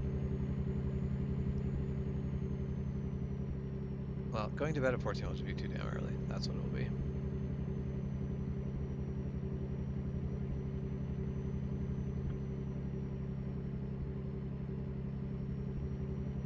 Although maybe I'll be better off to just do 2 rest stops back to back. That might actually reset me really close to where I need to be.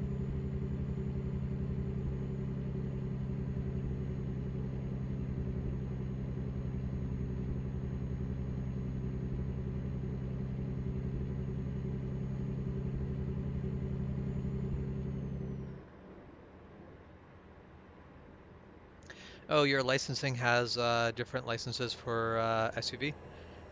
We should probably have that. I think that's the smarter, safer way to do licensing. I do find it kind of ridiculous that... So, you know those really big motorhomes? Like the ones that are like full-size bus size? I can drive those.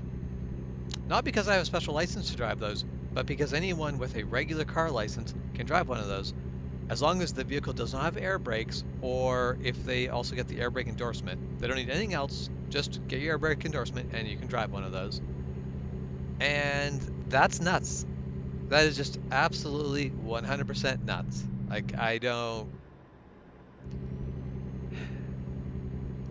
If I passed a road test in a Honda Fit, I should not be able to drive a bus. But as long as there's not passengers on the bus, there is nothing that makes it illegal for you to drive a bus. You need a special license if you're transporting passengers.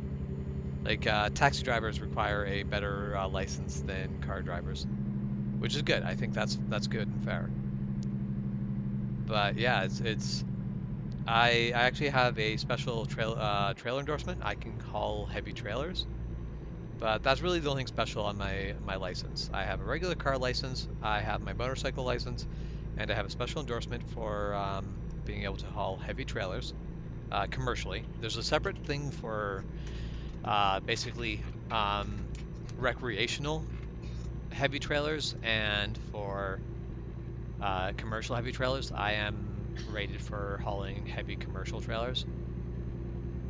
But yeah, I don't need any special license to drive a motorhome, and that is ridiculous. I shouldn't. I'm sure I could figure it out, and I would probably do it safely. But I would basically buy it if I bought a motorhome that size.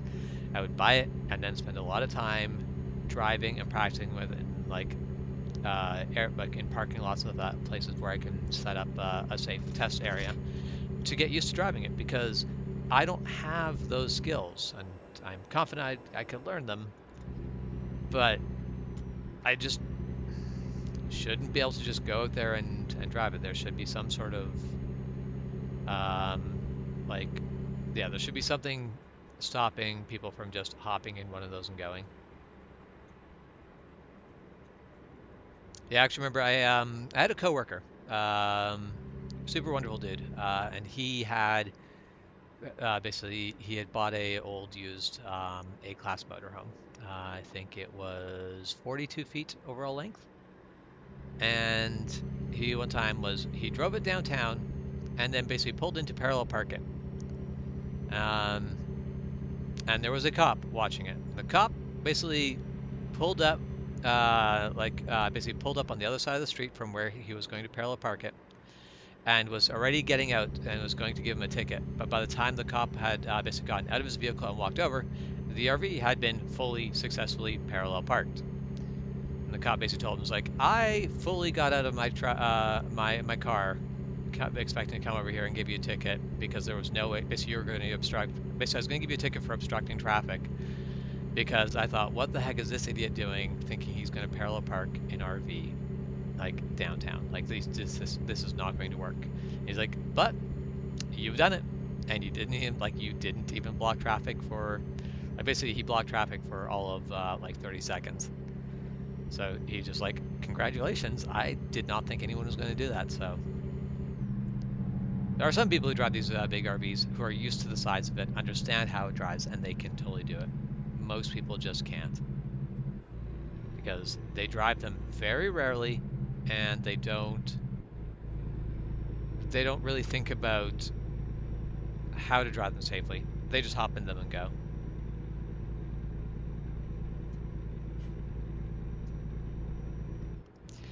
Yeah, I don't really care for the you're required to drive this for this many years before you can drive this, because if someone's really dedicated, they're going to learn all that really quickly. Where someone who's been driving small cars for 4 years, but has never thought about how to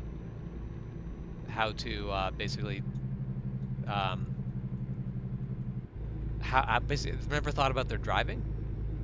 Yeah, sure, they've been driving for 4 years. They're still not good enough. Like, they're still not going to be able to drive the heavier vehicle.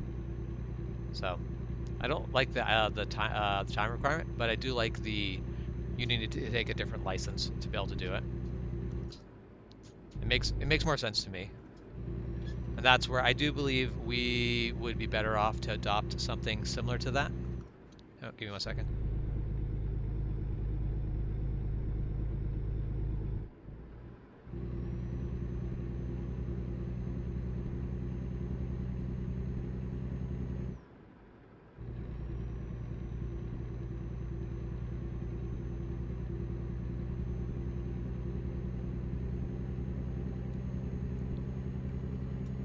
All right.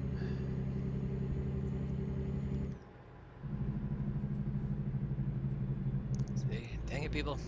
Left lane is meant for crime. Let me commit crime.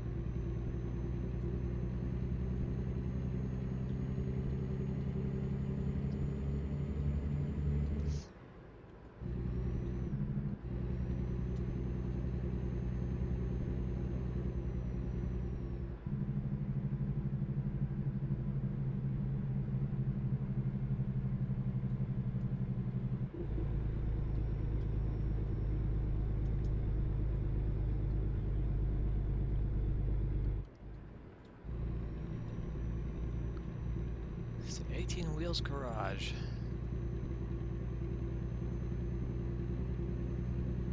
I'm not sure if that's actually like basically the repair shop in the game.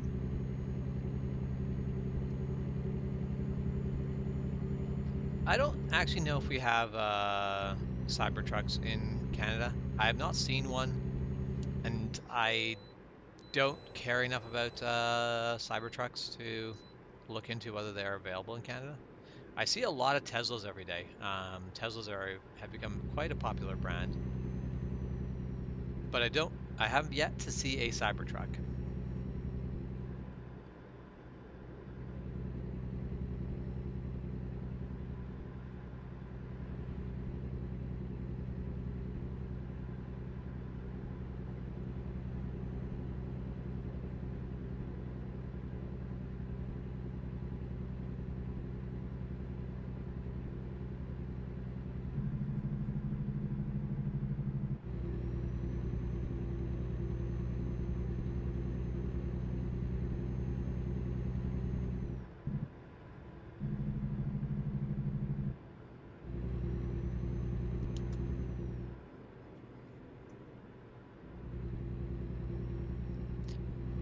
I mean, I don't know that they would fail badly here because of cold weather, because the Teslas that we see honestly do pretty good despite the cold weather.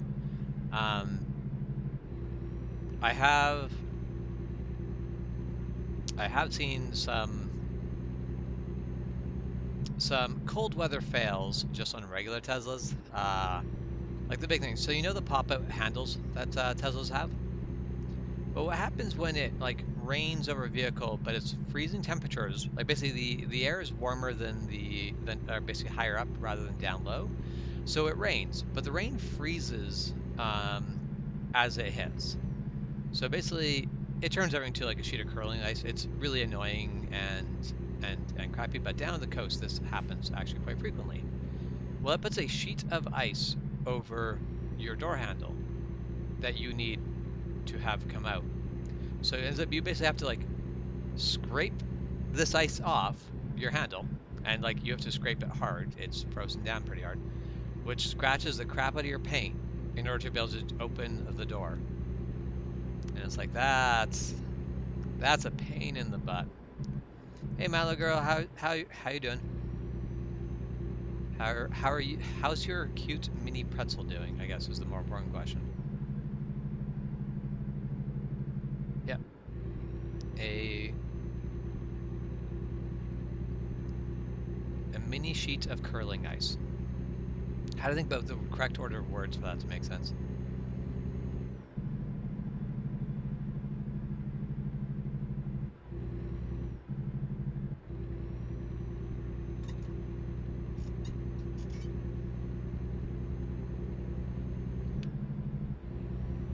That got me be veering into his lane. We promised we'd do good driving today.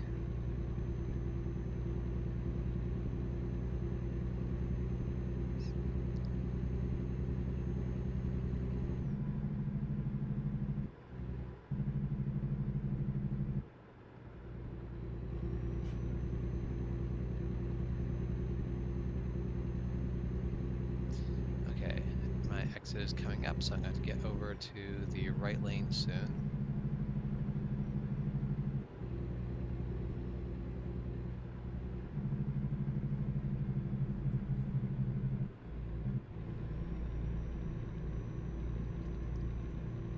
There. I think we've cleared that truck. We can get over. We take the exit right after the highway.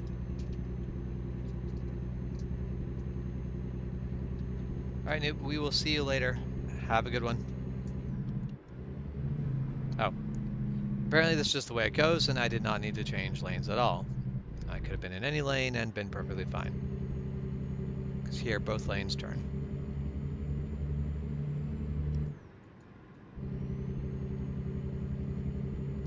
But I do need to be quite wide in order to get my trailer to not be in the wrong lane. All right, up, we've made it.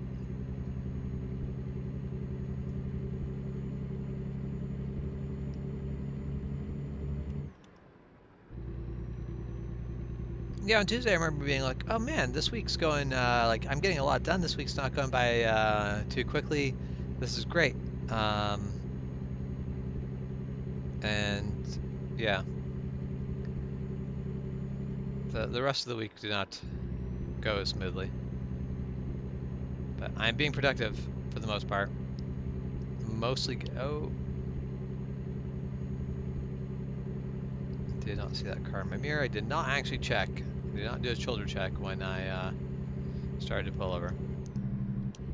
Doing things wrong.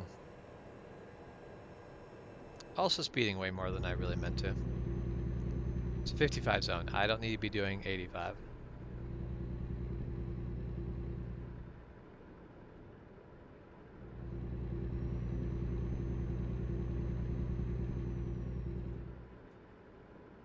Yeah, those mini shoulder checks are very important.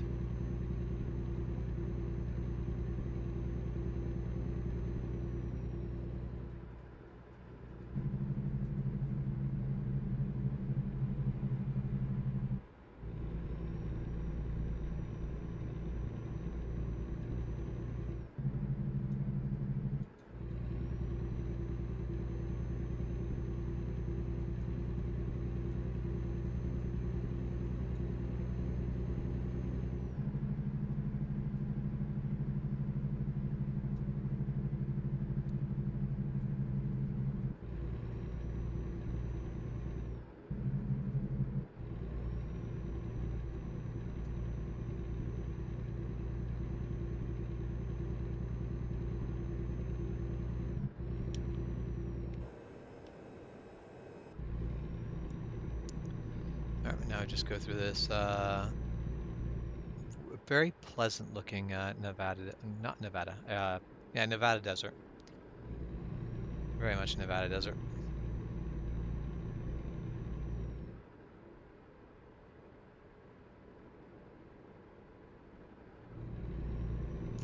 Insulation is definitely up there in things I hate working with for having that like itchy fiber all over you. It just is not, it's not pleasant. There are worse things. There's definitely a lot worse things. But yeah, insulation is probably in my like top 10 least favorite things to have to work with because of that.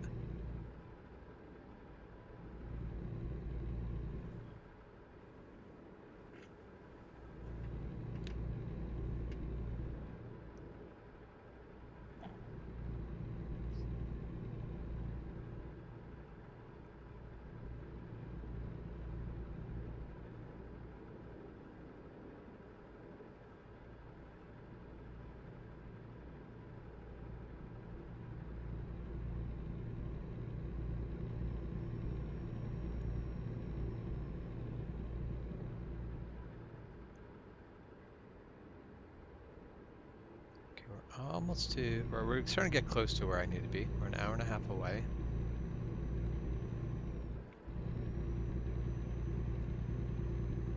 Got to start paying attention to where that exit is going to come up.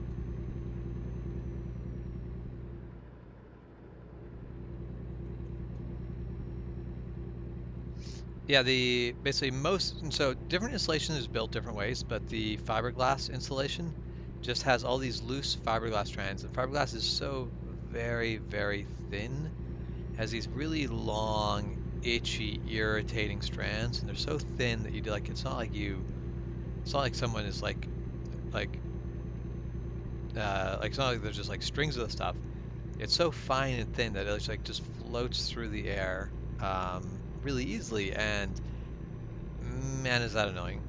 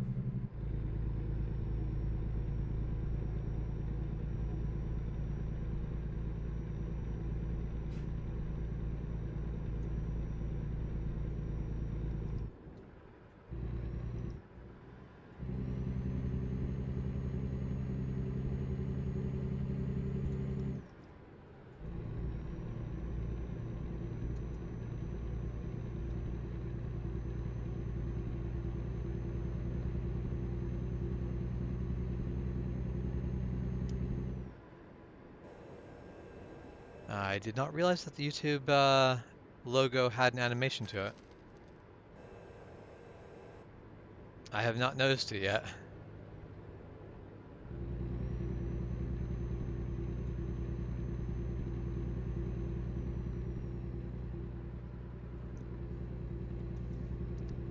I'm trying to think why I would not have noticed, because I mean, I guess I'm mostly on YouTube on my computer, and that animation might be on devices like tablets and phones. That or I just have not been paying attention, because I have not even noticed the animation that you're talking about, Milo.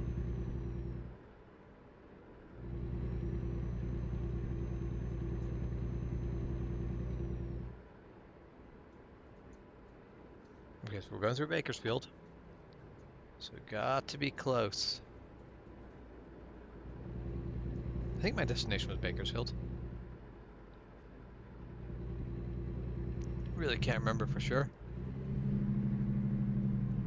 Oh, that is a red light for both turning and straight.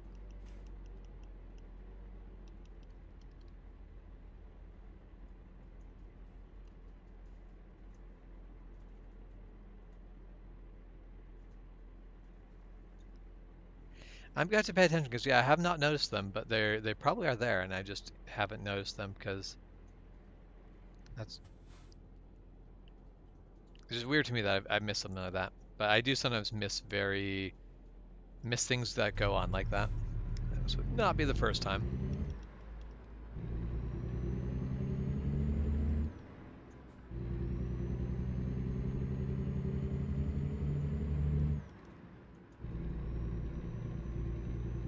Okay. You think Canadian YouTube may not have the same animations? That's interesting, though.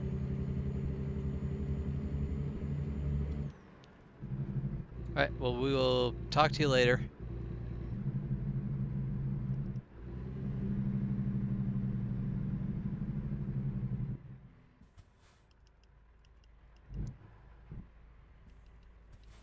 So it sounds like there will be a YouTube stream later today, pretty much guaranteed.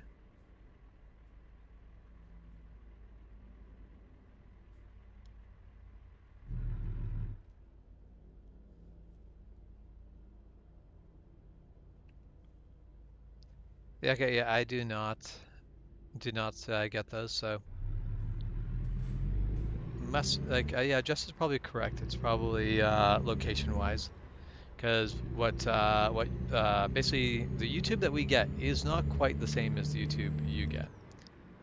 Um, like YouTube in every country has like you can find videos that are not available in your country and stuff like that. So YouTube is giving everyone else a slightly different YouTube experience. So we do not get those animations. That is interesting.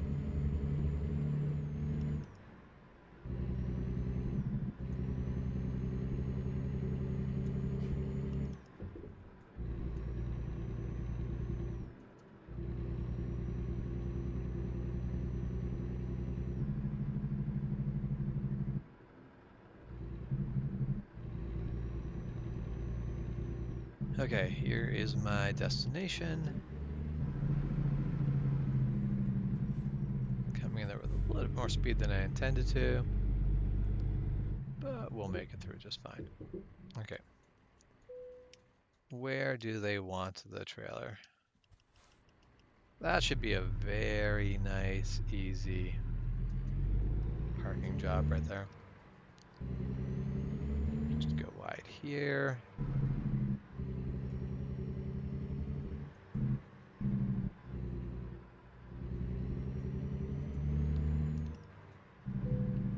After the last parking job I had to do, this one's nice. This one's easy. I like it.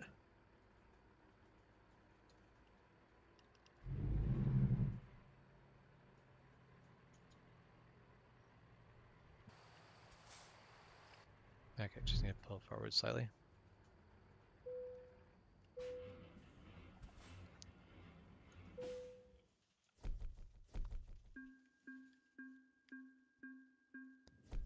Getting so many bonuses on everything now.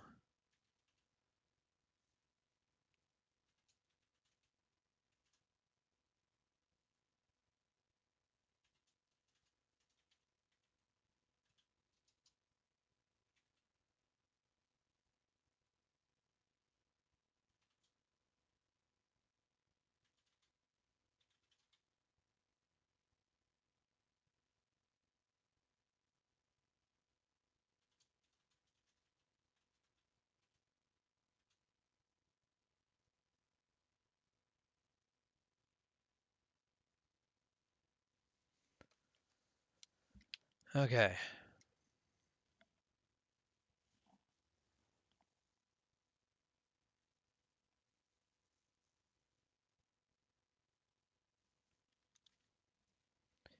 Yeah, I don't miss prairie mosquitoes. I don't miss prairie mosquitoes at all. All right, so we've got 140,000. 430,000. That would put me at just under 300,000. Still can't pay off the debt. And also, if I take out that, I still can't buy a truck. Hmm. So we wait.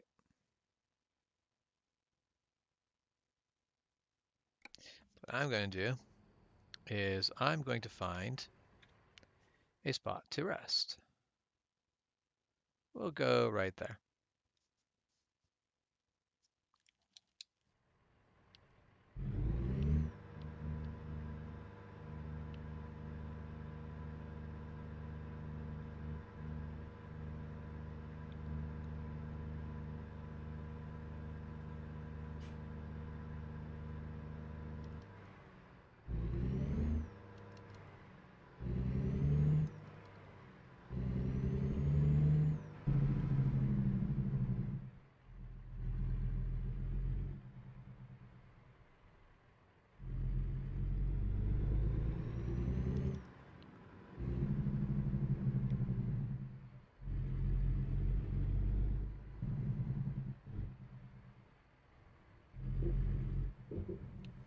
Yeah, prairie mosquitoes should not be allowed to exist.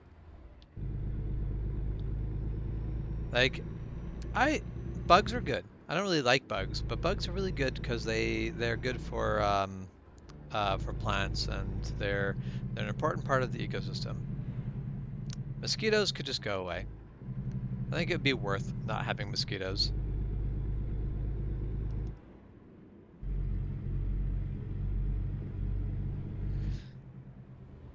That was definitely when I was down to visit family in Central America. It's always mosquito season there. I am happy it's not always mosquito season here. And actually, some summers we'll pretty much have almost no mosquitoes because it just doesn't get humid enough for mosquitoes to reproduce very well. Because mosquitoes need standing water to reproduce. When you have a really dry year, they just don't have the chance to lay eggs and spread. Oh, I marked a place that I can't actually sleep, so we'll go a bit further ahead. Okay.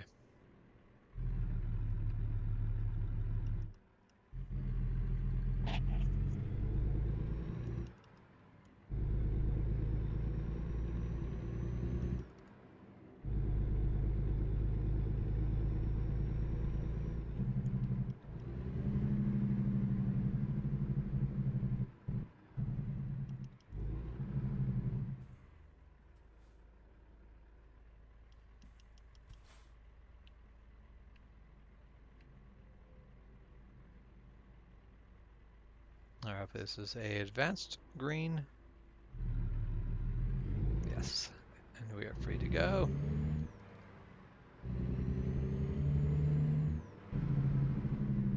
All right, so this is just a motel.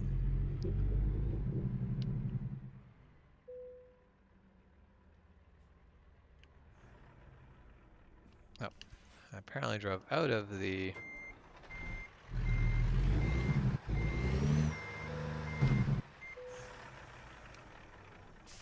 There. Okay. This puts us up in the morning. So we're just going to rest again. As soon as the little ticker stops giving us updates on how my drivers are doing.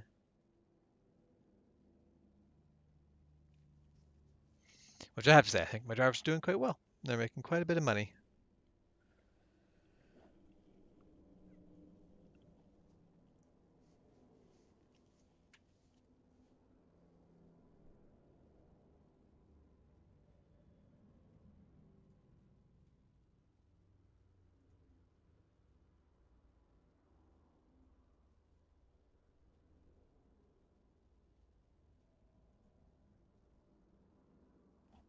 So it just seemed like it's scrolling slower than the rest did. All the rest seemed like they were moving along pretty decently.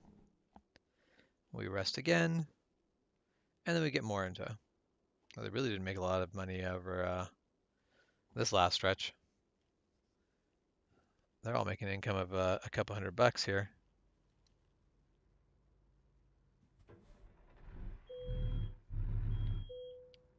Oh, ran out of air while sitting. My truck must have an air leak.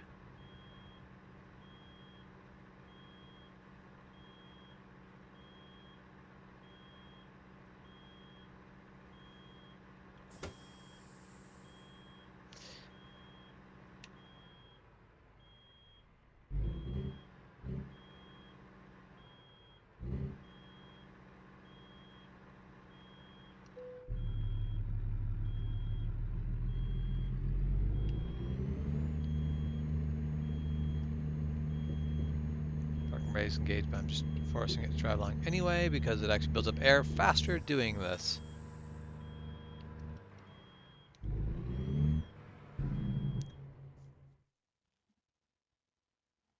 Okay, and there is the nearest repair station, so we're headed there.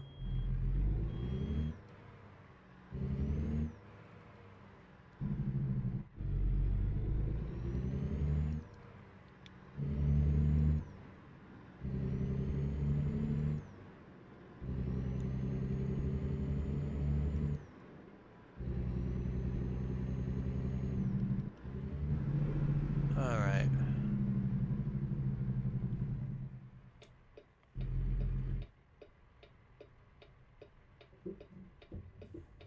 Are you saying I should go to Texas in the summer? So why would I go to Texas in the summer?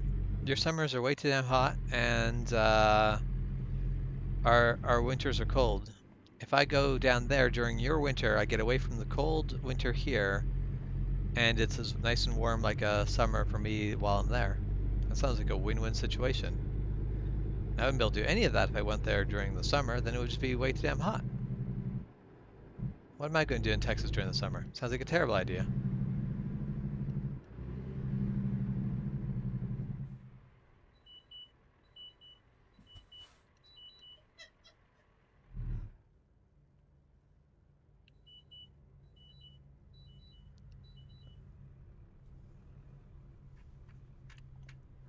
Yeah, I feel like being in Texas in February was a really good choice. February seems like a really nice time to be in Texas.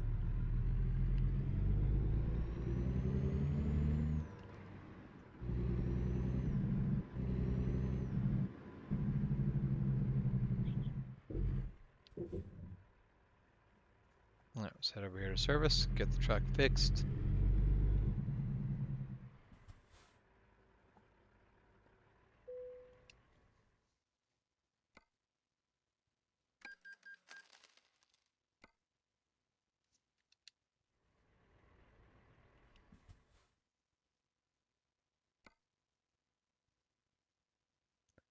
No, don't want to manage truck. I want to manage garage. So we're going to manage this garage. We are going to upgrade the garage.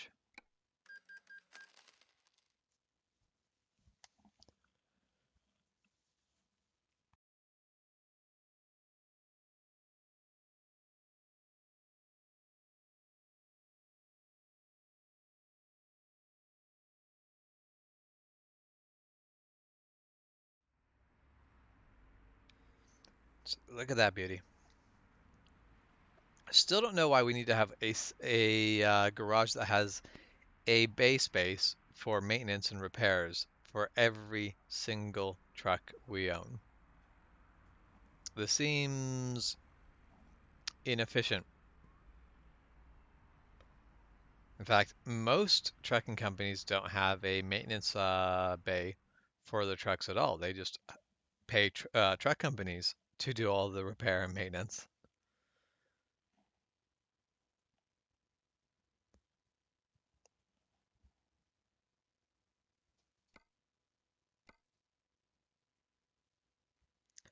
But now I have not a lot of money. So we are going to take out a loan because this is, of course, what we're going to do. We're going to take out loans until we can't take out any more loans. And then we're going to use that to buy another truck.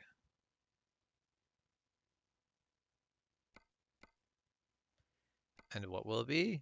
A Peterbilt, of course. But not one of the cheap Peterbilts. We're going to go with our fully customized fleet Peterbilt that we're going to put in Utah. And we have $9,000 left. Need to manage drivers.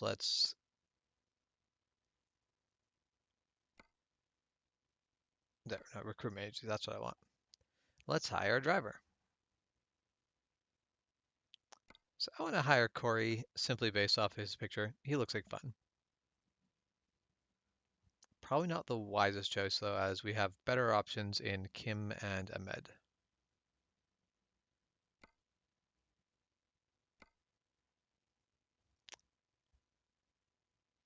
I think we are going to go with Ahmed. The fuel economy perk thing, I don't care for at all, and he has hazardous material, so we're going to go with that.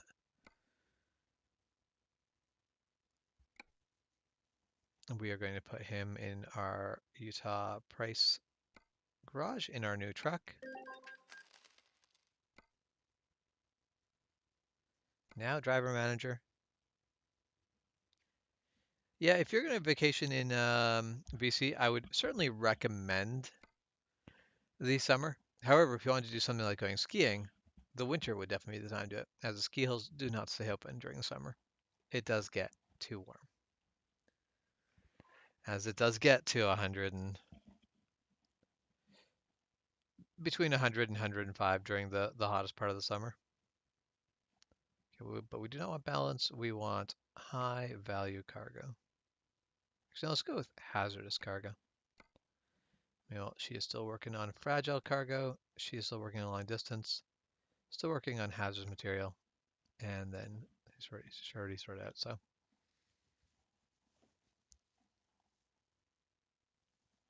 if I just do the quick math.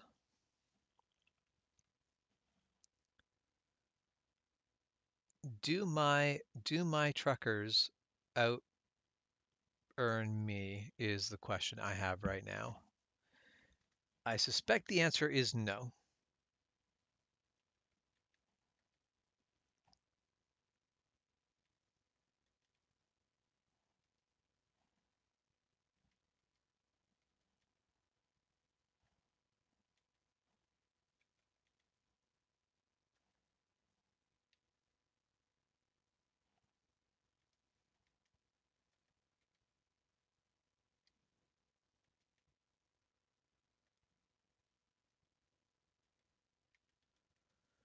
So all my drivers together earn $34,000 for me every day.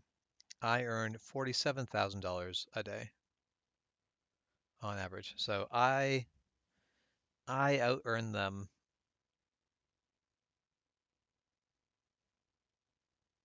by about 10,000. And we have that is counting 7 drivers. So, but by my current math, when I get up to having 10 drivers, so 11 drivers including me, they should actually earn the same amount of money in a day as what I do.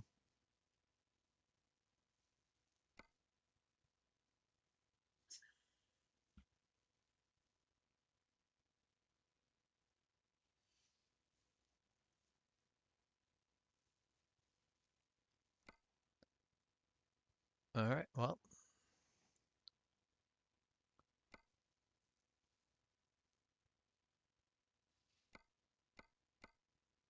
there are some interesting jobs around, but they are all way far away from me.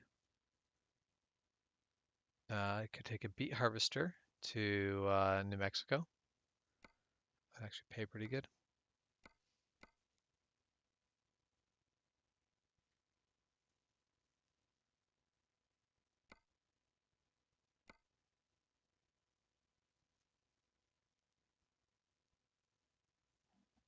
Both of those are urgent.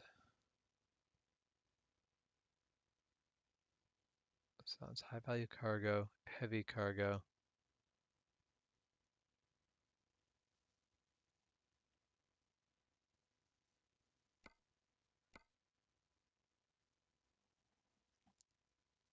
Let's go with this one. Let's see what we can do.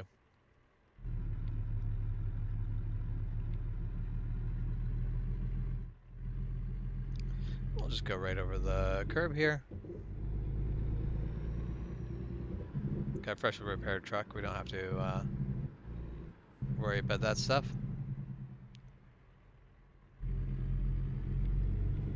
Oh, where? What? What are you doing, truck?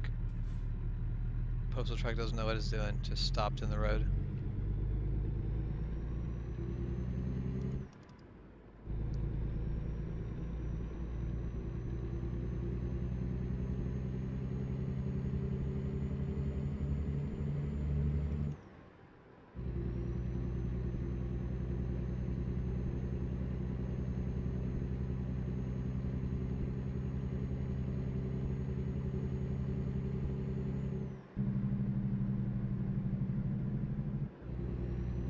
wow, this the load is actually quite far away from me. We end up going quite far down this highway. But luckily, I'm a big rig with no trailer. I can go fast, super fast. Drive like a sports car.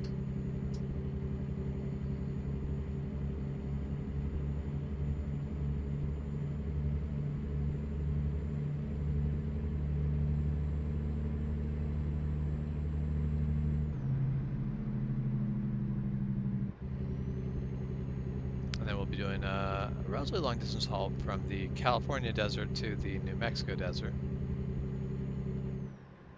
Which is funny because they're very obviously not attached, but they have a very similar look. Like they're very similar looking locations.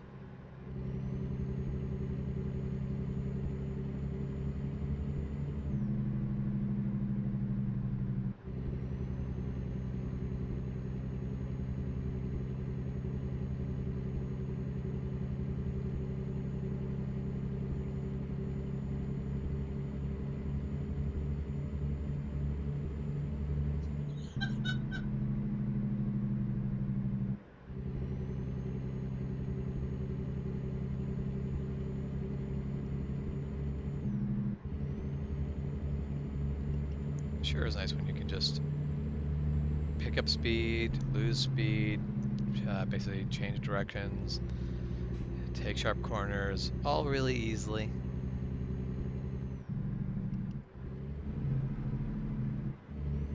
Being a big rig but with no trailer is very relaxing, but also just kind of almost like comically easy and fun compared to having to haul the weight of a trailer the entire time. I'm sure my freedom will be short-lived. This trailer I am hauling will be a heavy... No, the trailer I'm going to haul won't actually be that heavy. So it won't be terrible. It'll still be back to the usual hauling a trailer weight, but it won't be terrible.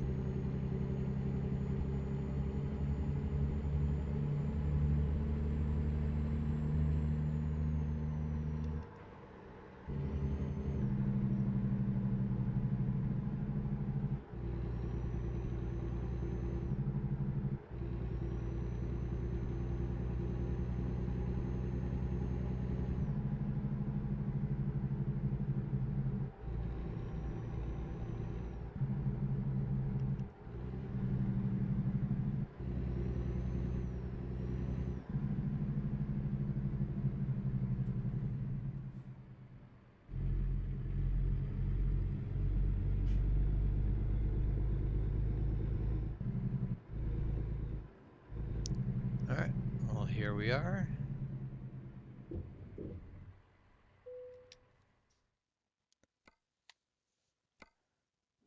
Alright, so this is load pays 62,000 and weighs 45,000 pounds. But let's see if they have a double trailer option.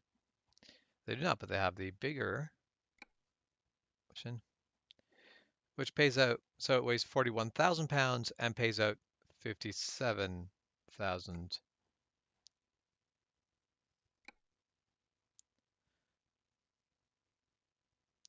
So this pays out, so there's 47,000 pounds in this. And the longer trailer carries 41,000 pounds. Somehow the short trailer carries an extra 6,000 pounds of aromatics. How does this work? Not a clue. Don't understand what's going on here. I know I've seen this bug before, but it still weirds me out. So it's gotta be a bug. The larger trailer, for some reason, has been given a smaller,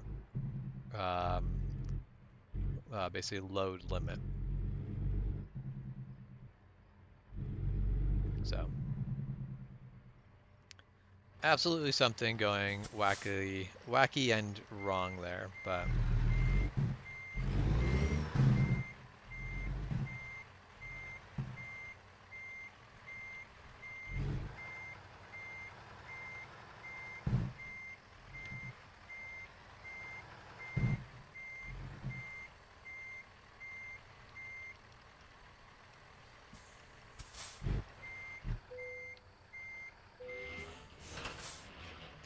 Not the most smooth pickup we could have had, but we did get there in the long run. Alright, pick this up. We have 17 and a half hours of driving to go, which means obviously we'll need to take a rest stop along the way. And we have 36 hours in which to do the delivery. So that means we would be able to take 2 rest stops along the way, and that would be it. We would be running out of time at that point. Basically, the load delivery would be late.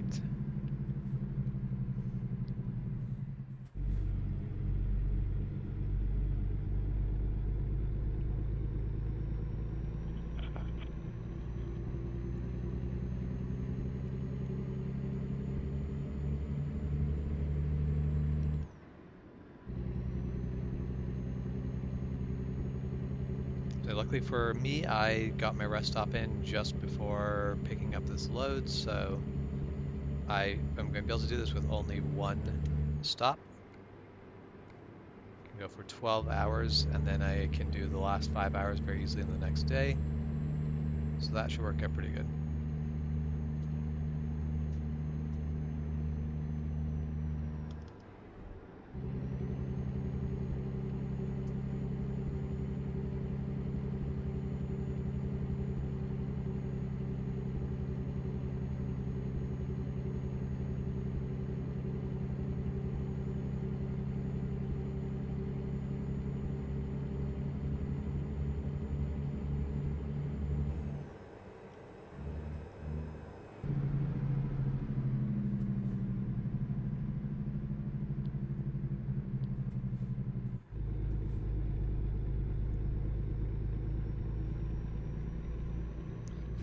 Some guys being ticket on the on-ramp, which if they're getting the ticket for driving too fast on the on-ramp, I probably would have a hard time agreeing with it. If they're getting the ticket for something they did before the on-ramp, that might be alright. I'll try to not judge the cops too harshly.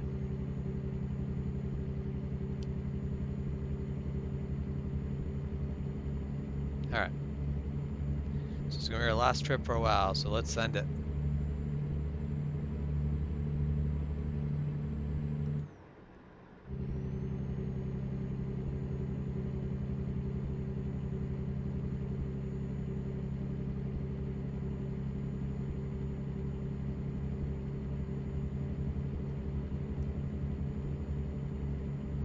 And it's a shorter trailer, so I can be a bit more aggressive with it.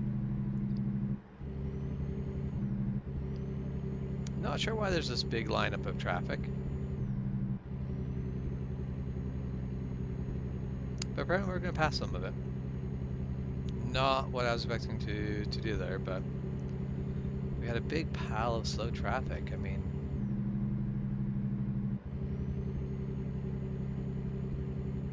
this has worked out shockingly well.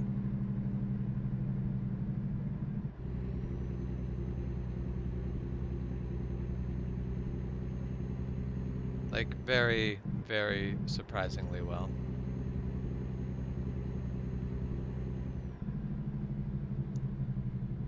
Until it doesn't. Okay, that had to happen eventually.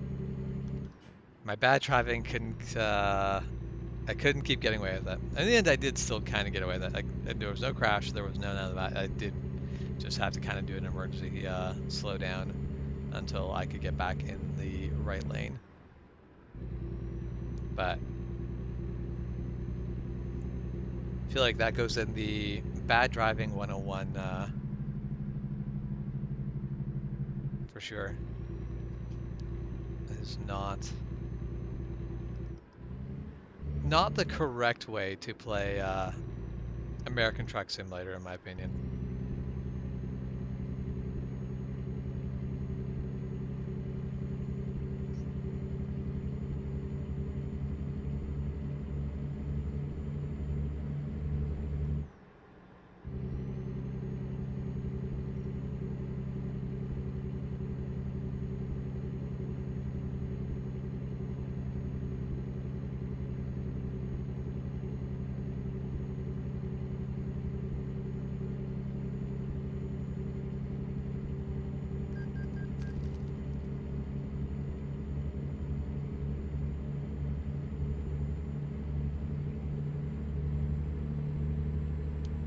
just have no money. We've maxed out our loans.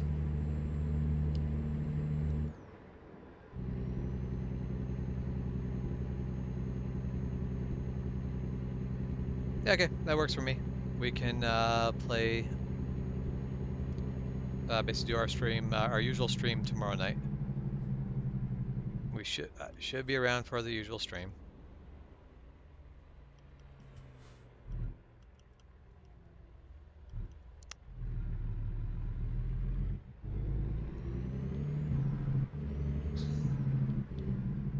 There's the possibility that I won't be around later, but that's a very unlikely scenario.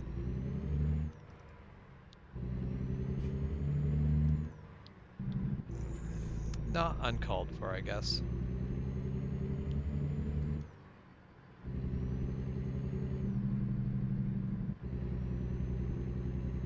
Screw it, we're GTAing this. And by GTA, I do not mean the Greater Toronto area. Although, from everything I've heard, this is the way they drive there.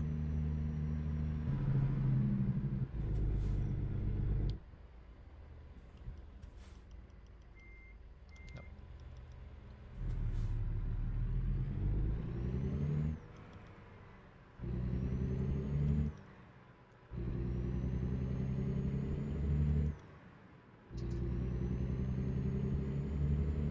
I mean, I feel like that is entirely fair.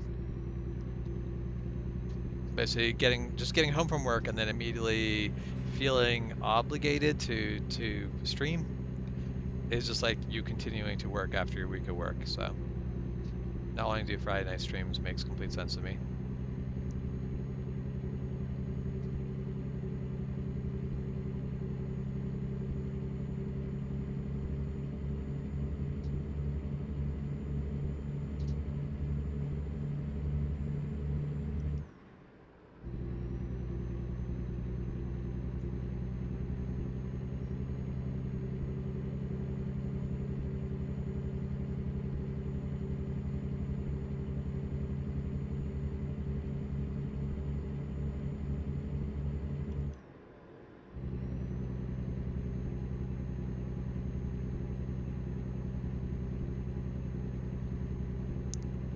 So,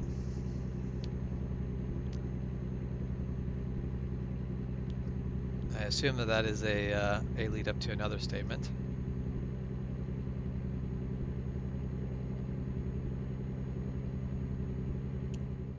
Oh, you refused to load in Grand Forks today?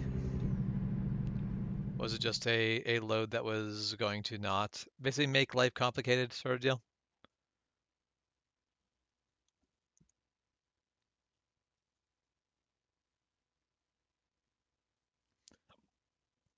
No, I don't need to pull over by this point, but this checkpoint seems to be the smartest place to pull over for fuel because it's right there. Uh-huh. You just decided, nope, not worth it, and just went home empty. That is fair. I know you had an interesting week.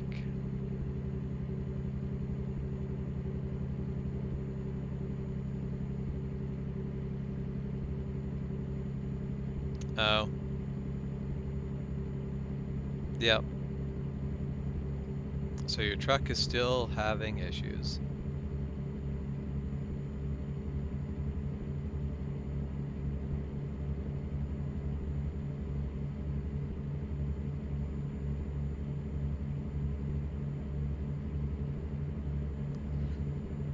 So now though, but so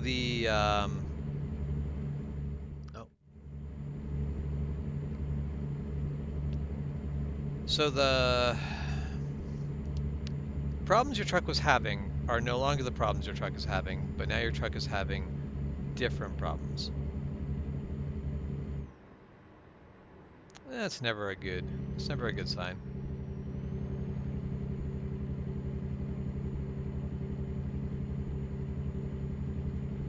Yeah, losing power steering down a mountain could be very unfun. Not to mention dangerous. Well, as it just so turns out, I was planning on pulling in. No, I was actually not planning on pulling in here.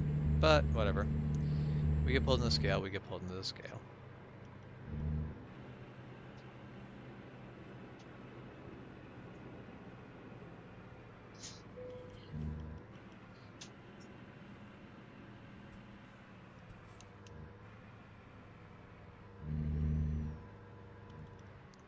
We missed that. But we're just gonna keep going. We're gonna pretend like that doesn't matter. Like many things in life. When I said we're GTAing this, I meant it.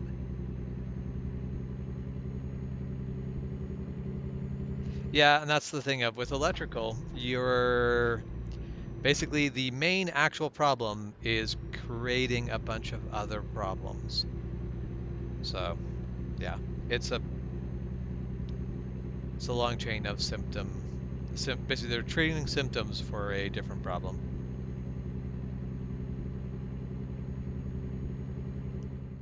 Oh, be right back.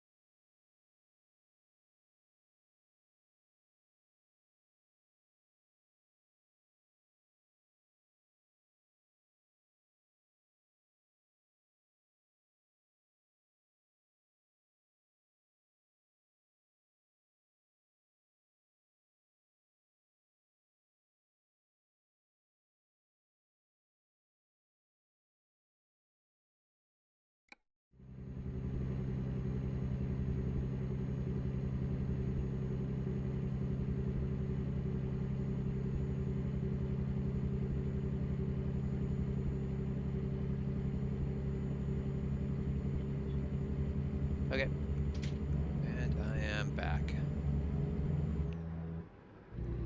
The wife is just going out grocery shopping. And we're doing this. I realized I should probably add the things that I needed in the grocery list to the grocery list. Seems like it's sort of my last moment to get that done.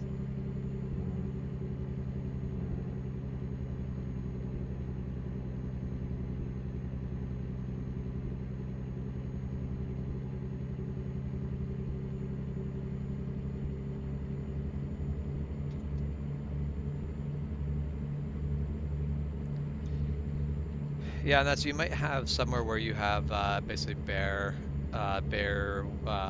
circuits that when they get wet are shorting and killing things. It's hard to know. Electrical can be very tricky, and as it turns out, big rigs have a lot of electrical, and big rigs they see heavy use, so they get a lot of wear and tear. Wear and tear that smaller vehicles might build to. Basically, most vehicles would not survive the treatment that big rigs get. Most vehicles would just not handle it. They would just disintegrate under that much being asked of them that often.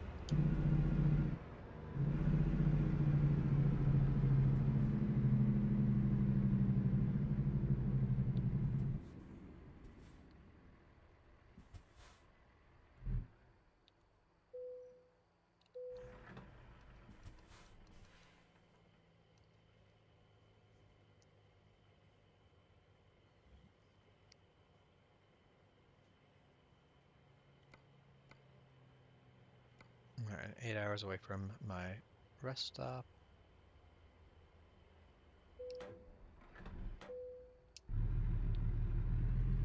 Back on the road we go.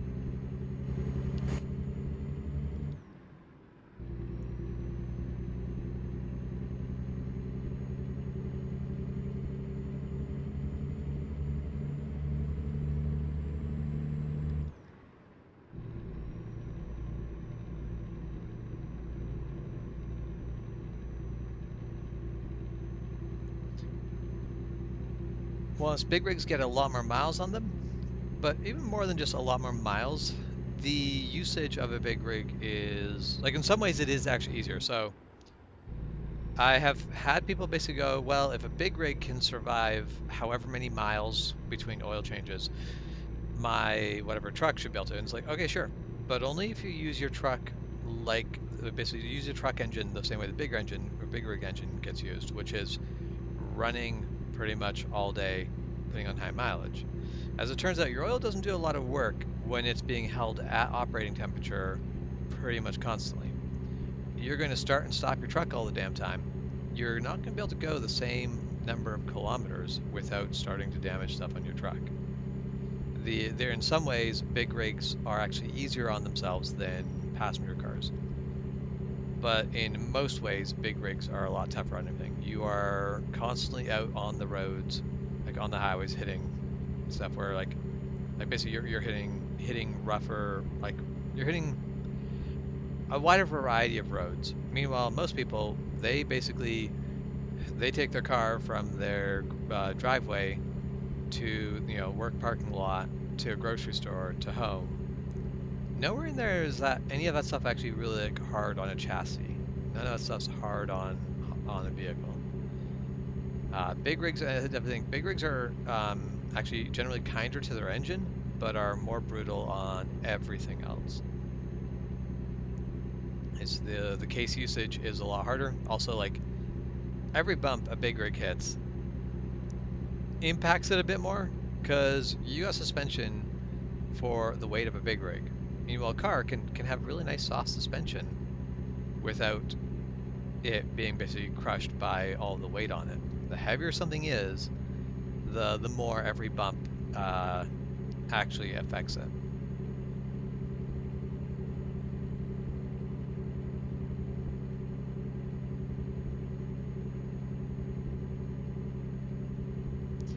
Like the same way, if you were to try to break a balloon with a hammer, good luck. You want to break a marble ball with a hammer? Yeah, that's not going to be tough. Like, it's going to be tough because it's like physically tough material. You're going to be hitting at that for a long time. But it's not going to be tough in the fact that like the hammer's going to hit it and stuff's going to start breaking right away. Whereas with the balloon's just going to bounce away. When you're light, you can just absorb things a lot easier.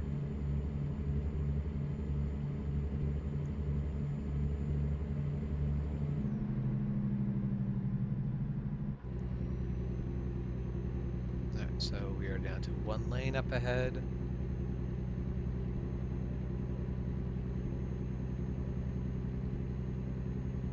Bomb through here as fast as we can.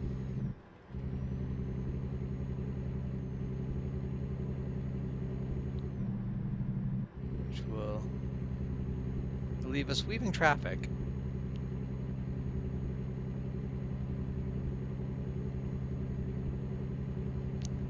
This is definitely a much less patient kind of. I kind of enjoy playing American Truck Simulator like this, but also by the point where I start playing American Truck Simulator like this, I sit there and go, maybe I should be playing something that is not American Truck Simulator, which is fair because I'll probably start streaming something else after this. As much as I am finding this currently very amusing, this is not actually the way I want to play American Truck Simulator for the most part.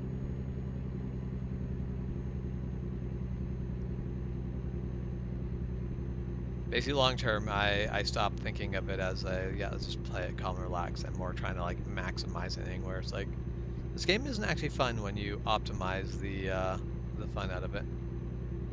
But short term, this can be fun. Just drive like a madman. They gave me a an urgent delivery. I'll deliver it as soon as I can. If I don't leave them going, how the heck did he get here so quick? Then I'm doing it wrong. Yeah, and this is my 4th week of American Truck Simulator, and I'm still enjoying it, but it is a point where I'm like, yeah, want to shift, do something a little bit different for a while. And that's yesterday I theoretically beat Dyson Sphere program. By what I theoretically beat, I mean I got the little thing that says, congratulations, you have won the game, essentially. Not that that game is ever really, truly done. It's a game like Civilization or this, where it's like, when's it done ever? It's like, nah, it's one of those games that defies done.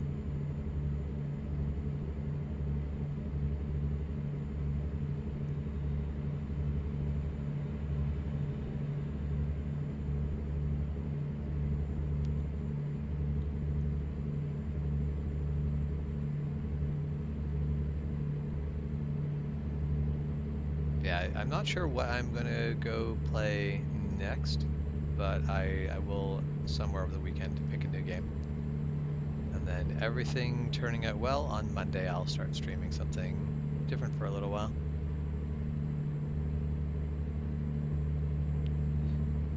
Maybe I'll pick out, maybe I'll grab Little Big Workshop. I do really enjoy that game. There's a lot of other games I also enjoy, but that is a game that I do really enjoy, would like to do more with.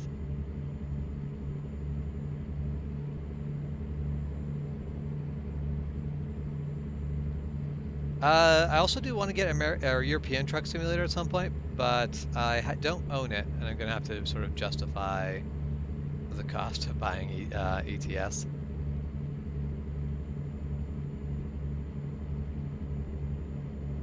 But yeah, European Truck Simulator would be very interesting. I definitely am going to take a look at it. What I'm going to do is I'm going to put it on my wish list. That way I start noticing when it comes up on sale.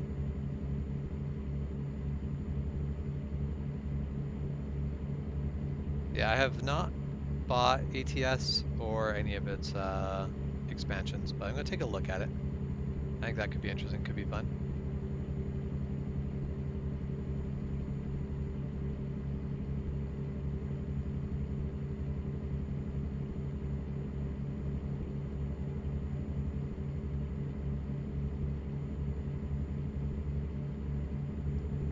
Just pass by on the shoulder.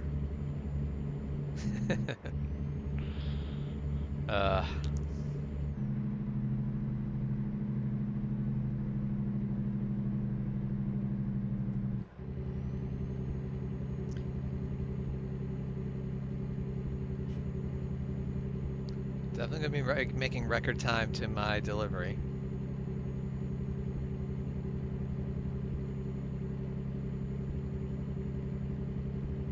Yeah, I've got a few games like that on Steam where I have just never bothered to actually play the game.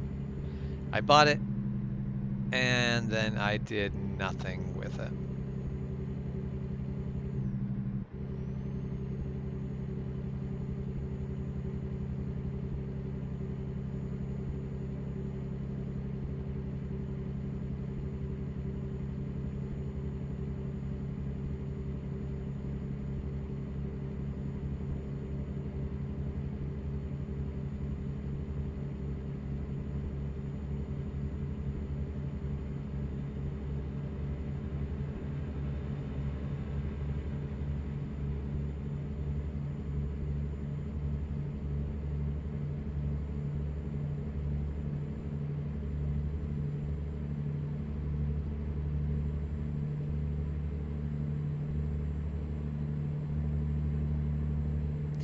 There have been some things that I have bought or donated money to simply because I like the idea of this.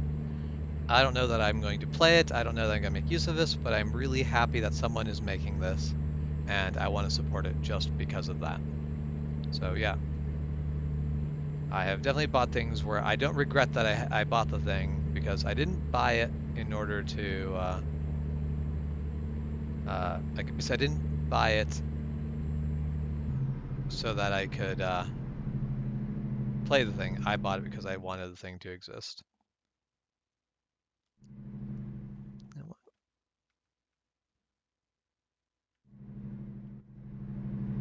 There.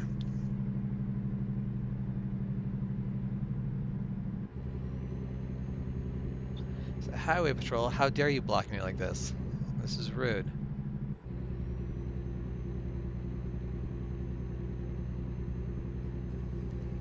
So we'll just go over to the shoulder. Passing everyone on the right if we have to.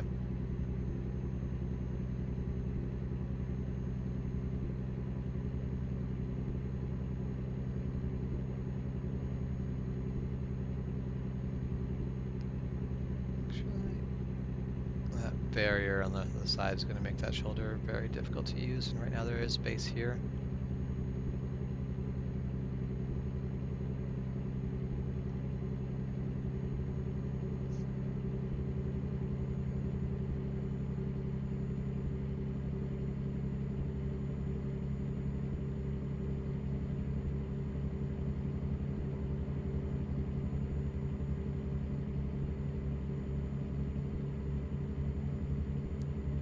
Get over to the shoulder now.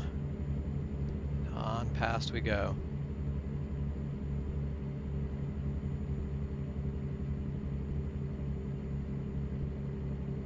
Apparently this area doesn't have a speed limit.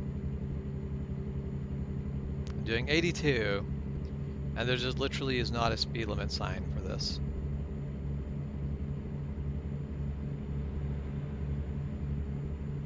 There was 75 for a brief moment, and then the speed limit sign's gone again. No idea what's going on.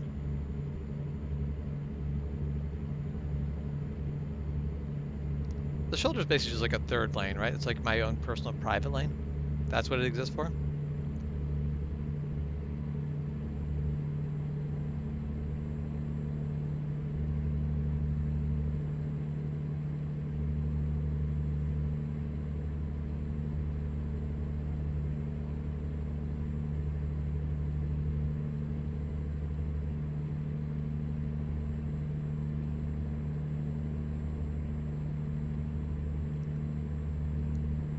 All I know is I'm cutting down my delivery time by a bunch.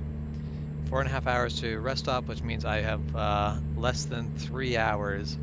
Basically, I've cut out about 2.5 hours of my trip with speeding, which, considering it was only a 17-hour delivery to begin with, is kind of nuts.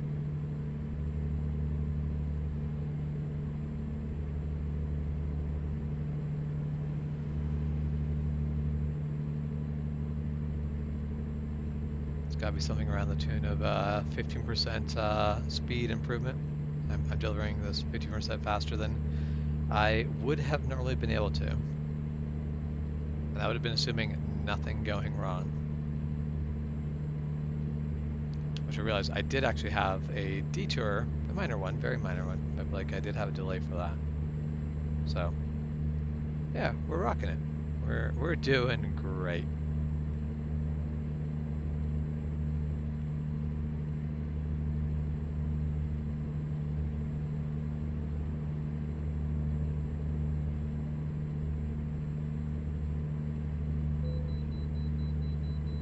Pull into a weigh scale. Sure, we'll pull into the weigh scale. Why not? Here we go. Alright, let's see if they can catch our weight. Hope they got it, because we're not slowing down again. Now we need to get back onto the road. We have a very narrow shoulder here, but I think we're doing this.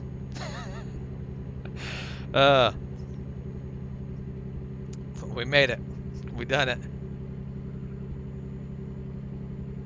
It's very important to not just, ignore weigh scales.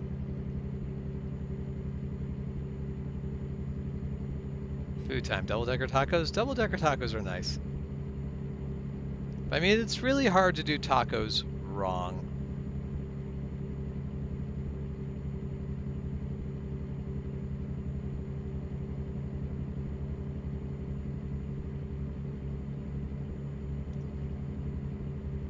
It's definitely so I definitely find when people talk about like doing like taco salads, and I'm like, taco salads are fine. There's nothing wrong with taco salads. But also taco salads should just be what happens after you're eating a crunchy taco, and what's left on your plate is a taco salad.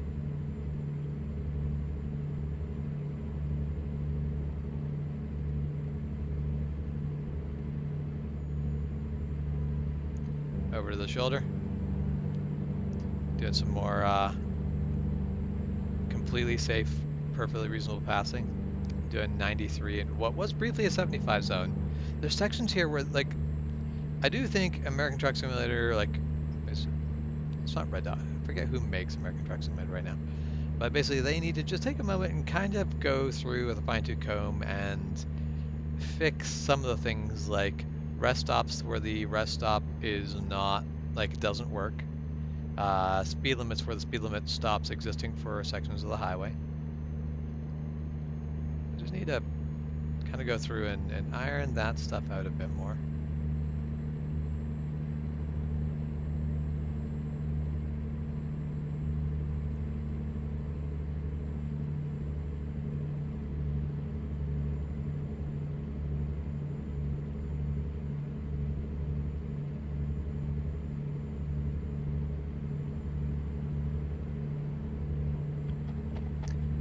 Okay, we're catching up to a lot of traffic.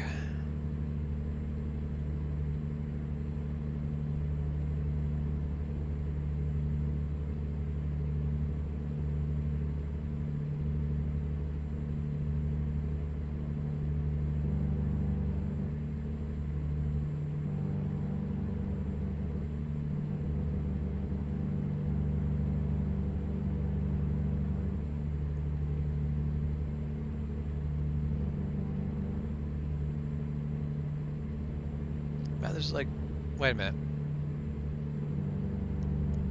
Am I dumb? Am I just an idiot? There's no speed limit because I'm not on a road.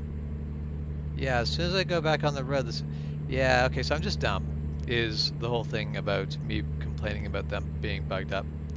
The speed limit only exists while you're on the road. Now, I wonder if you could actually use that to avoid speeding tickets. If I'm on the shoulder doing 95 in a 75 zone, well, the cop can't give me a ticket because I'm actually on the road. I'm not actually in the 75 mile per hour zone.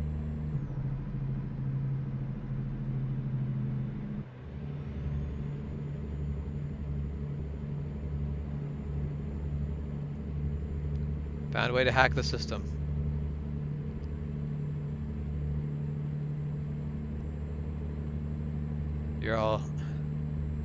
You're all living in 2023. I'm living in 3023.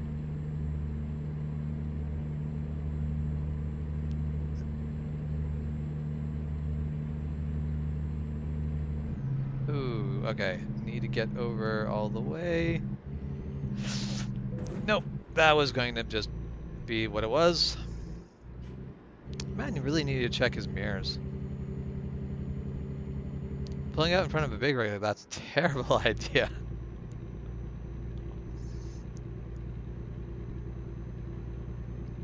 So that was very much just an inevitable consequence of the actions deal there.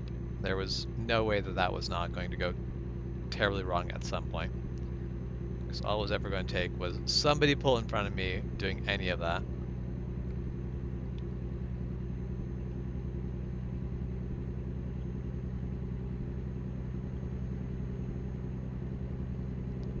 Still making this delivery in record time. I'm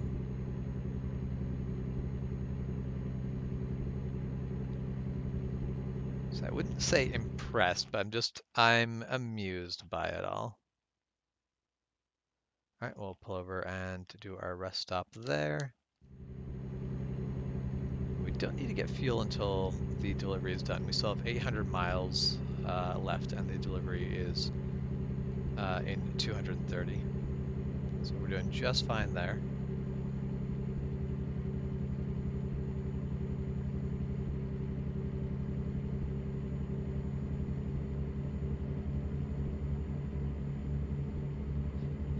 Also need to take a look at something. There's these basic camera stops, and I don't know how what they exactly are. They're not like the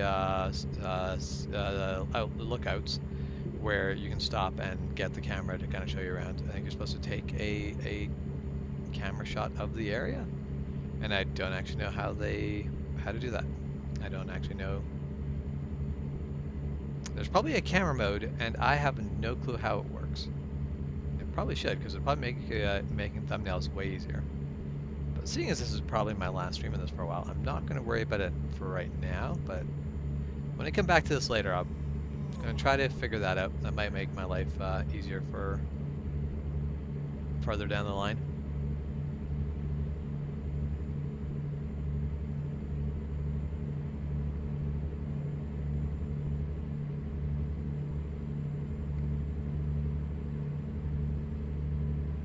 So the load hasn't taken any damage. That's what really matters.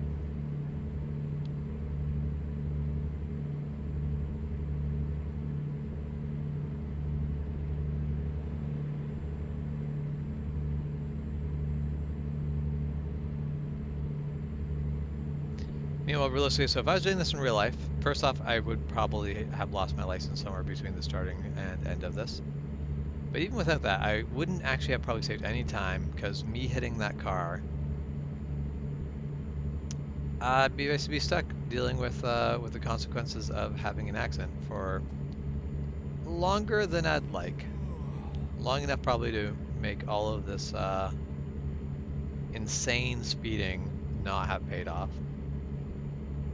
I mean, I could have just tried to hit the car and run, continue to run, but I don't think doing a high-speed police chase with a big rig is a good idea. I just can't imagine that ever turning out in the favor of the big rig.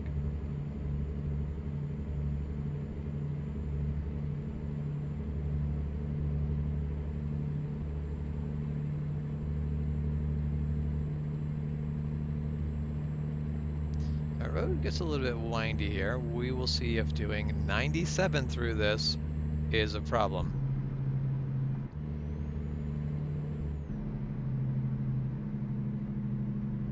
It's going to be, because these people are not going to let us get through here at 97. Oh, and I need to pull over here for a sleep. Because as much as I am, Grand Theft Autoing this, I am not turning off the realism settings, so I still have to deal with this.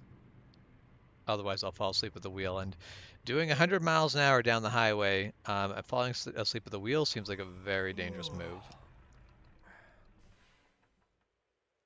All right, so we start at 7:30 the next morning.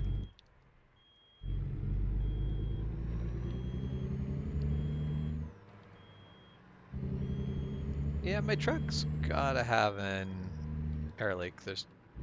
I think it's actually just when I have, basically I think your truck stops holding air when it gets above a certain percent damage. I think that's one of the first signs of your truck is not in good repair.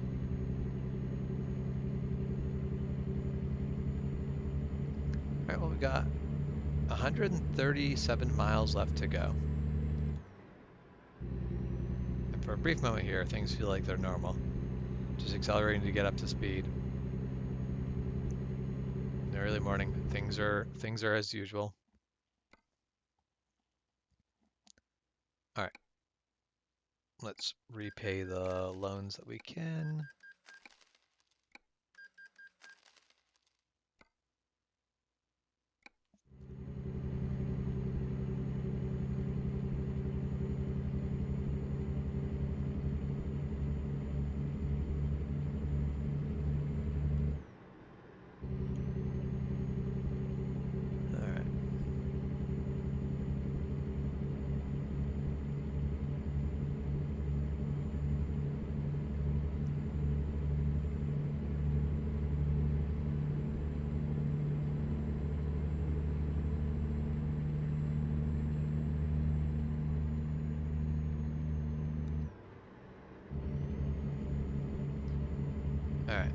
Now we're exceeding my usual I should stop speeding limit,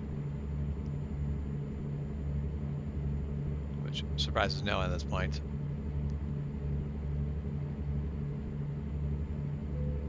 Yep. Drifted over too early, tapped that car with my trailer. Not surprised that resulted in damage.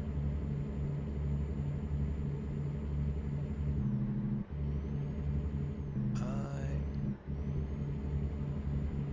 not sure how... Okay, this is going to turn out fine. Insane, but fine. Whoa! The consequences of my actions.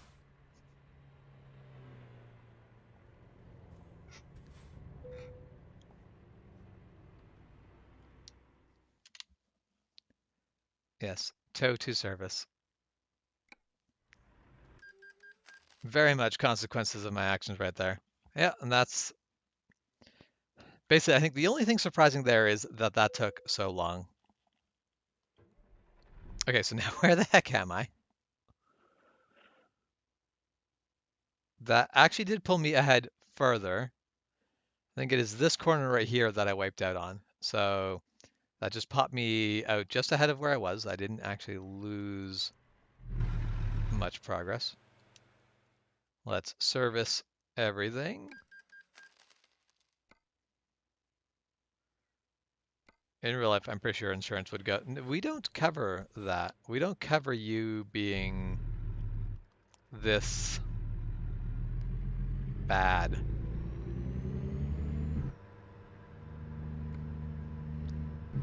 And I'm also sure in real life, the company who owns these trailers would be like, are you kidding me?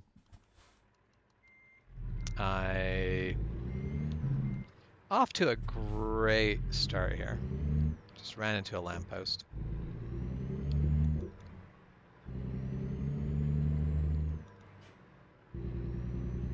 Okay. We're back underway. We might just calm it down a bit. I think one rollover is good enough for the day.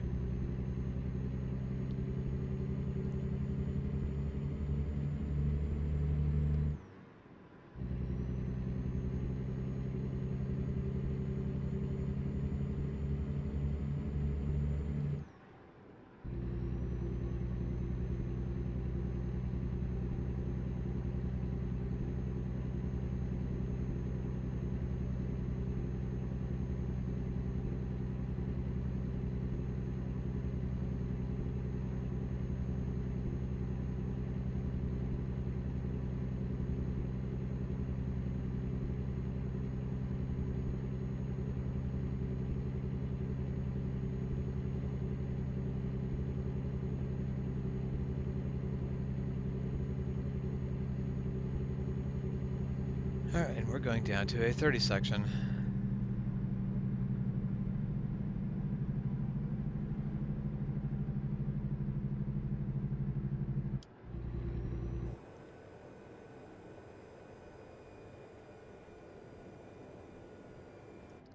It's definitely a very interesting, a very unique like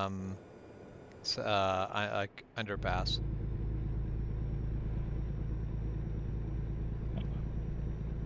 Don't think I've ever seen an underpass like that before in my life.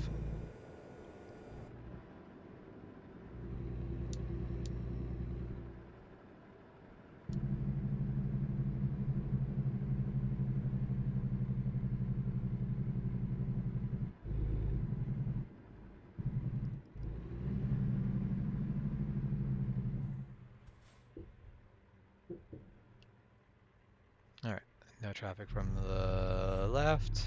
My mirrors and A-pillar are too big, but I don't think there's any coming from the right. Yep, that seems to be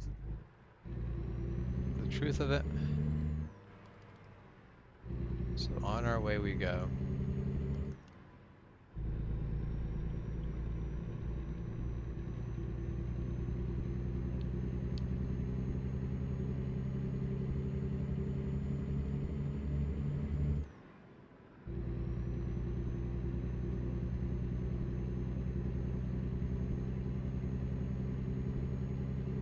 Achievement unlocked, 1881. I am curious what that achievement is about, because I have no clue. Something to do with Wild West towns, I assume, but I'm not sure what it would be.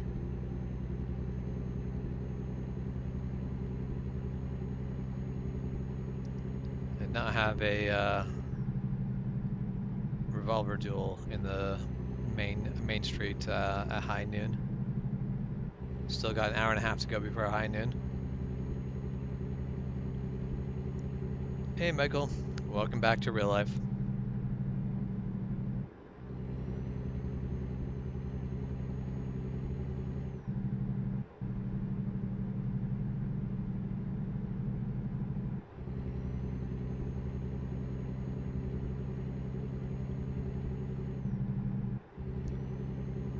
Alright, we are almost there. Half an hour left. Well, 40 minutes, but close enough.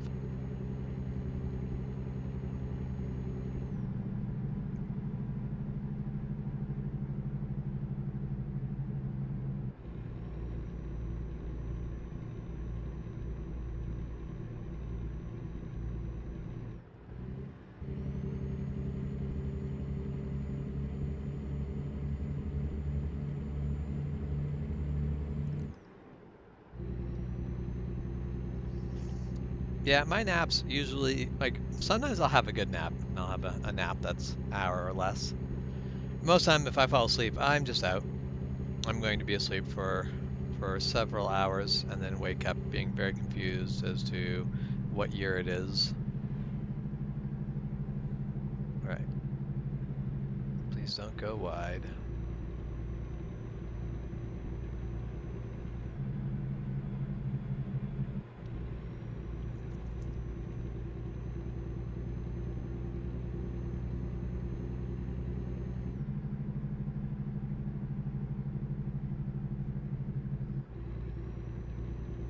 Alright, there it is. We're in Clovis, New Mexico. And there is my destination.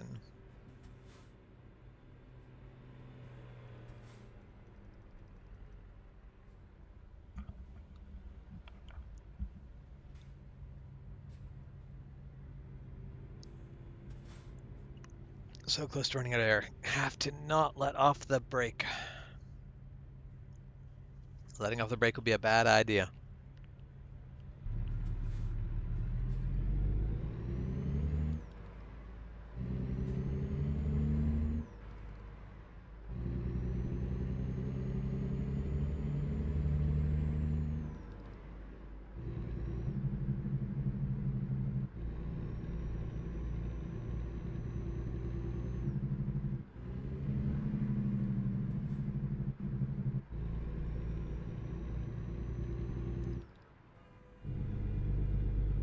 And we have a train.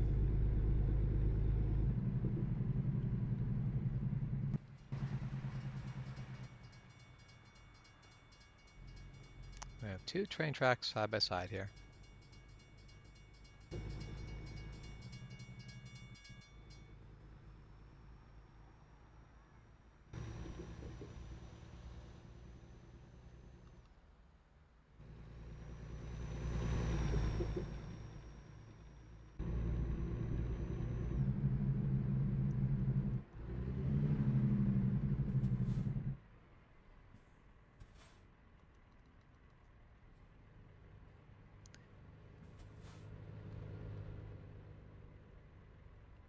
Okay, so they're both turning.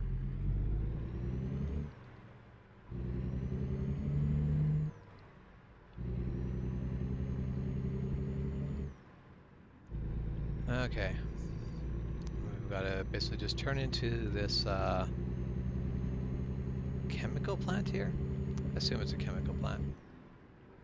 Oh no, it's a rail yard. Of course it is. It has two rails basically coming out of it. So this will be a storage yard. Now, why I had to deliver this so far to go to a rail yard, I won't take any guesses at, but at least this is still somewhat realistic seeming. It's better when they have me go from one rail yard to another rail yard when they're rail yards. You could ship this along the rail lines.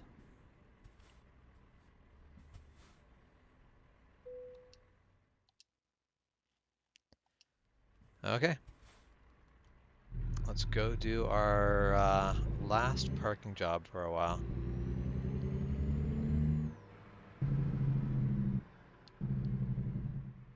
No, we're not gonna go through there. There's no reason to go through there.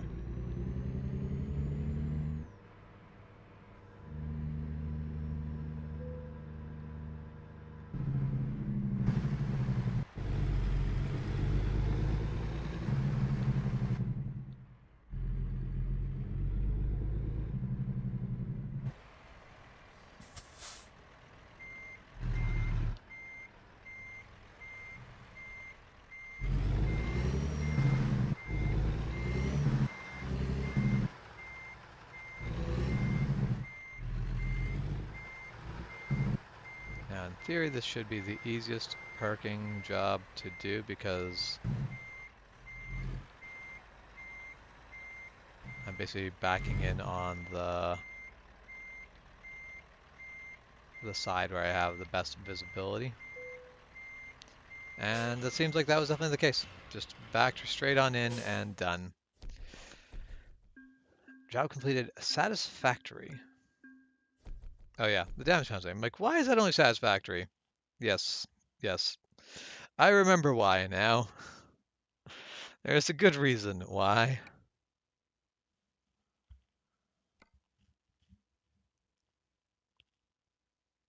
So I can borrow 40,000, and if I borrow that, I can repay the 100,000. So I still owe 370,000. That's better.